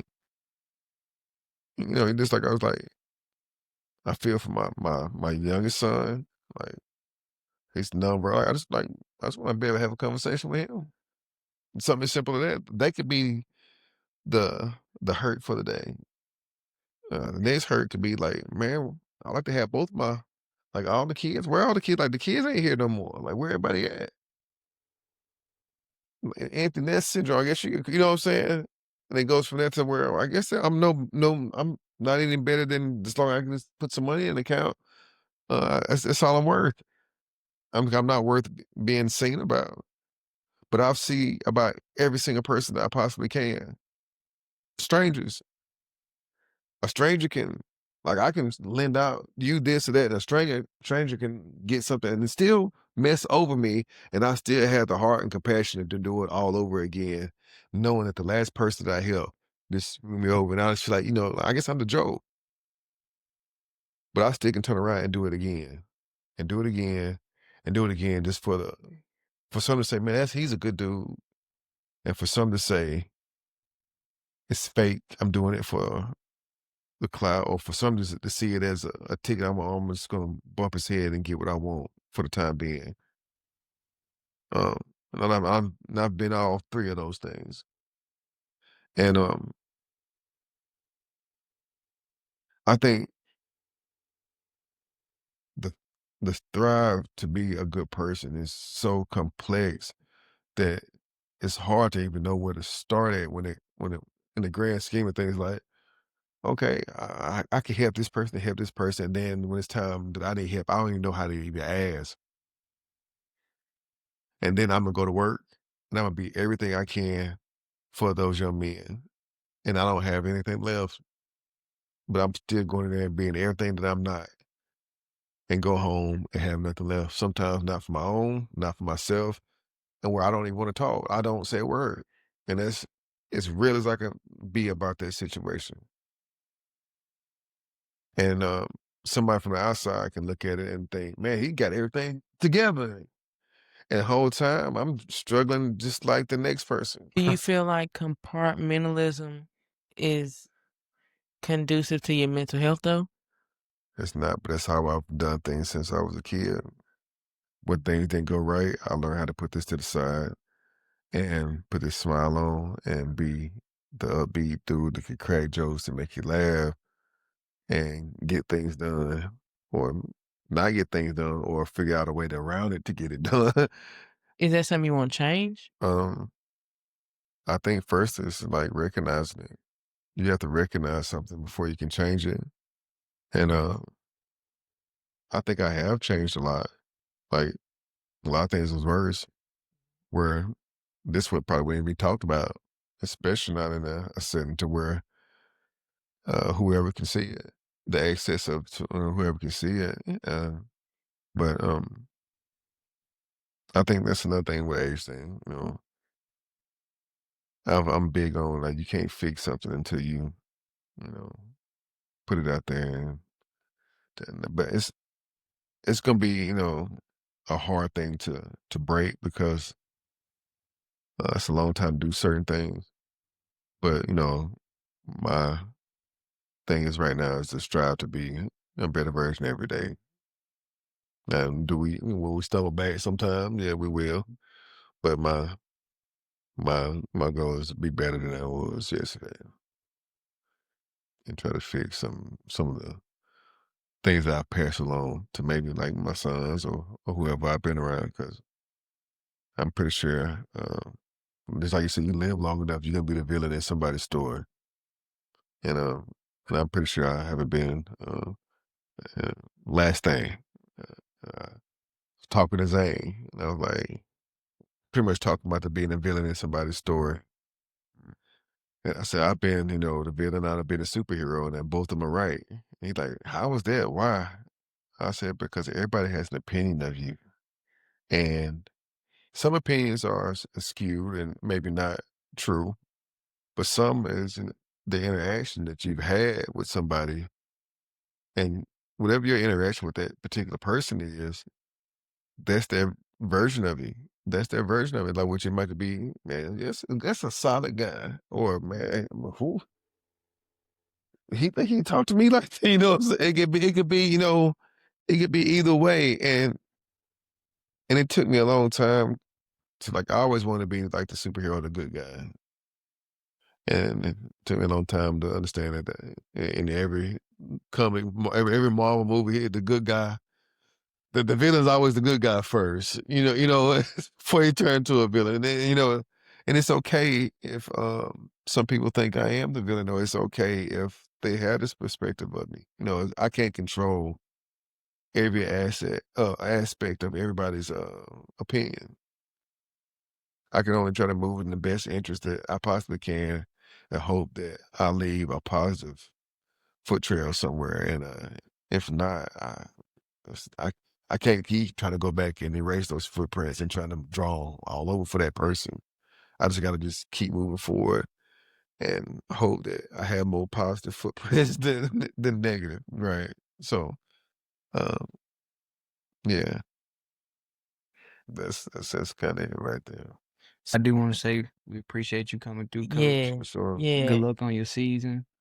November the 1st. So yeah. you got to hurry up and push this stuff out so everybody can come to the game on November the 1st. Jamboree at Pontotoc High School. Tupelo, where's your... Hold on, wait, hold on. Let's go back, cause now we do give you this your opportunity right here, cause your first one you try to be humble, so maybe on this one you won't be. Your opportunity before we get out here to talk your talk, like you said, anything you want us to know about Pontotoc, anything we need to know about that bleeding of that gold, anything you want us to know before we get out here about Tip or that what Tip got going on, let us know. All right. I think he feeling this one. The way he said, "All right, yeah, this one it, this one it."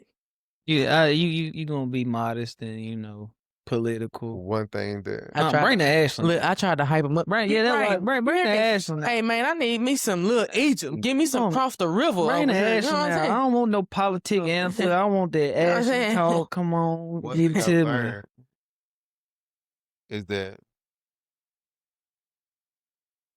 it's not what you say about yourself. It's about what you can like prove. So instead of me popping my own stuff, just Google my name and you can find out. Hey. That's the That's hardest it talk. right there. I wish I had one of them DJ, but Hey, okay. That's it right there. That's it right there. Just my Google name. him. Just And Google we my mean name. on the real Google, all you gotta do is put it in there. Yeah, you can just put that man's last name in there. Tipler. Bam, it's coming up. Bam. So I don't have to say it. You can see it. Hey, For sure that. that's the code is talk I your don't gotta talk. say it, you can see it. Yeah. That's the code is talk your talk hear me? moment so That's far. that's Hey, I'm a firm believer in it though. Like, let stats, numbers, all that stuff don't lie. We can. For sure that. That's what Gotti said. Men lie, women lie. Right. Numbers don't. And we talked about opinions. Opinions are not facts. Exactly. So I could say this and another, and it's the opinion. Like, oh man, he talked this. That sound good. But Google me, and you can see whatever you need to see. And there you go, right take there. my glasses off. Yeah. Well, coach glasses. Our glasses. A thorn in my side. So yeah, Google. And a bucket in his eye. He running out now. Hey, and you know, but before we get out of here, because you've seen both of them, this way we can end this argument here with you. Okay.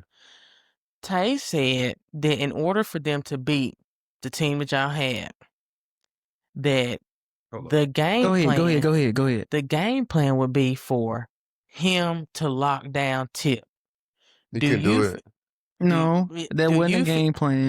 That's what you said. Let's run it back. You said. No, I said the question was, and I quote, the question was, what should your coach do? What adjustment should he make for y'all to win that game? And we said defensively, what adjustment is that? And we said, who should guard Tip? Mm-hmm. You said in the coach's eyes or in my eyes? I said in totality for y'all to win the game, who was doing it? And your answer was me. I said, and she not giving the whole content. I feel like I just said the whole in the conversation. I said, Tip is gonna get his, but I would make him work for it. I feel like they don't change the score, do it.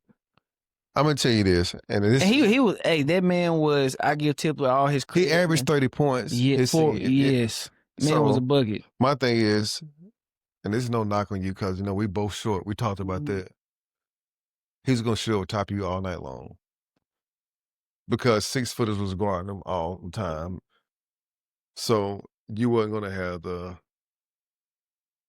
you going to have the quickness to get under him, but he's still going to have the ball handling skills to handle the offset, your quickness. And somebody that can shoot it from anywhere, who's going to be at more advantage? The offensive person or the defensive person? Because if I can get you going one direction, like we was talking about Ismail, and you can just pull up, and he can shoot from all three, get from all three levels and score, it's going to be hard. And then, okay, and I always say this, Tipler was the show, Richard was the go. Who's going to guard Richard? Who also thrived off defense. We had a 5'10" center who could just score double digits. Who gonna go out Quavy, who was just gonna run all night long and did not stop. It was just too much. Man, player for player, it wasn't enough. And y'all was really, really good. I'm gonna say it again. And condition-wise, we ran 60 minutes before we even practiced. So that's why 6 people only played, and we was able to do what we did with 6 people and not get tired and still play the same exact way the whole entire time. Where somebody was not only on whoever's team was not going to be able to score and play defense. I don't think Coach Mason had y'all out there running for 60 minutes. I mean, I'm still going to roll my guys. You know what I'm saying? You're supposed to. Who said that? But what I'm saying is, who's going to be able to score 30, and hold a player under 10 Not Blue Mountain. on your team. Not Blue Mountain. You got some, you know what I'm saying? And then on our Now team, he right. No, listen. we're gonna have 5 players. Just think about it, like Raw, our point guard, he's gonna be able to score double digits and get his. Oh my God. I said the same. Go run it back. Look, You going. did, Keep going. but like, Keep you know what going, I'm saying? keep going, I'm still gonna And ride then with my we're gonna guys have regardless. Quavo, if he's just gonna run the floor all night, get double digits and rebound everything. You're gonna have Jawan, who is just gonna for some reason just guard any big and keep them under. That was y'all center with the dreads. Yeah. I hated him. He took so many charges. He took over 70 charges in 1 year by himself. He got me with 3 in one game. I was And sit you down. pissed. Like, I was pissed. And Yeah, that was that defensive end of the floor I was talking about. Shut up, Jada. and that's the thing about it is like, sorry, we can score 90. What can you do to keep up scoring 90? But we can keep you from scoring, but whatever. Like, one person might get off, but not the whole team gonna get off. I could have sworn I said they can't. That's running back. They can't guard y'all. I might say even 2 might do decent, but they can't it wasn't gonna guard be y'all. That's what I 5. said. I said they can guard y'all. That's why I told him. I said they can go. Just think Jawan. Just remember Jawan. Like this thing, you throw down, he gonna do that little up and under, get up under you, spin off of you, and score around that basket. Like, and Richard is just harassing whoever the best player is, and he loved it. Harassment. He loved it. Loved it. You know, he thrived off it. Like, if he had a task on defense, that made him better on offense. Made him better.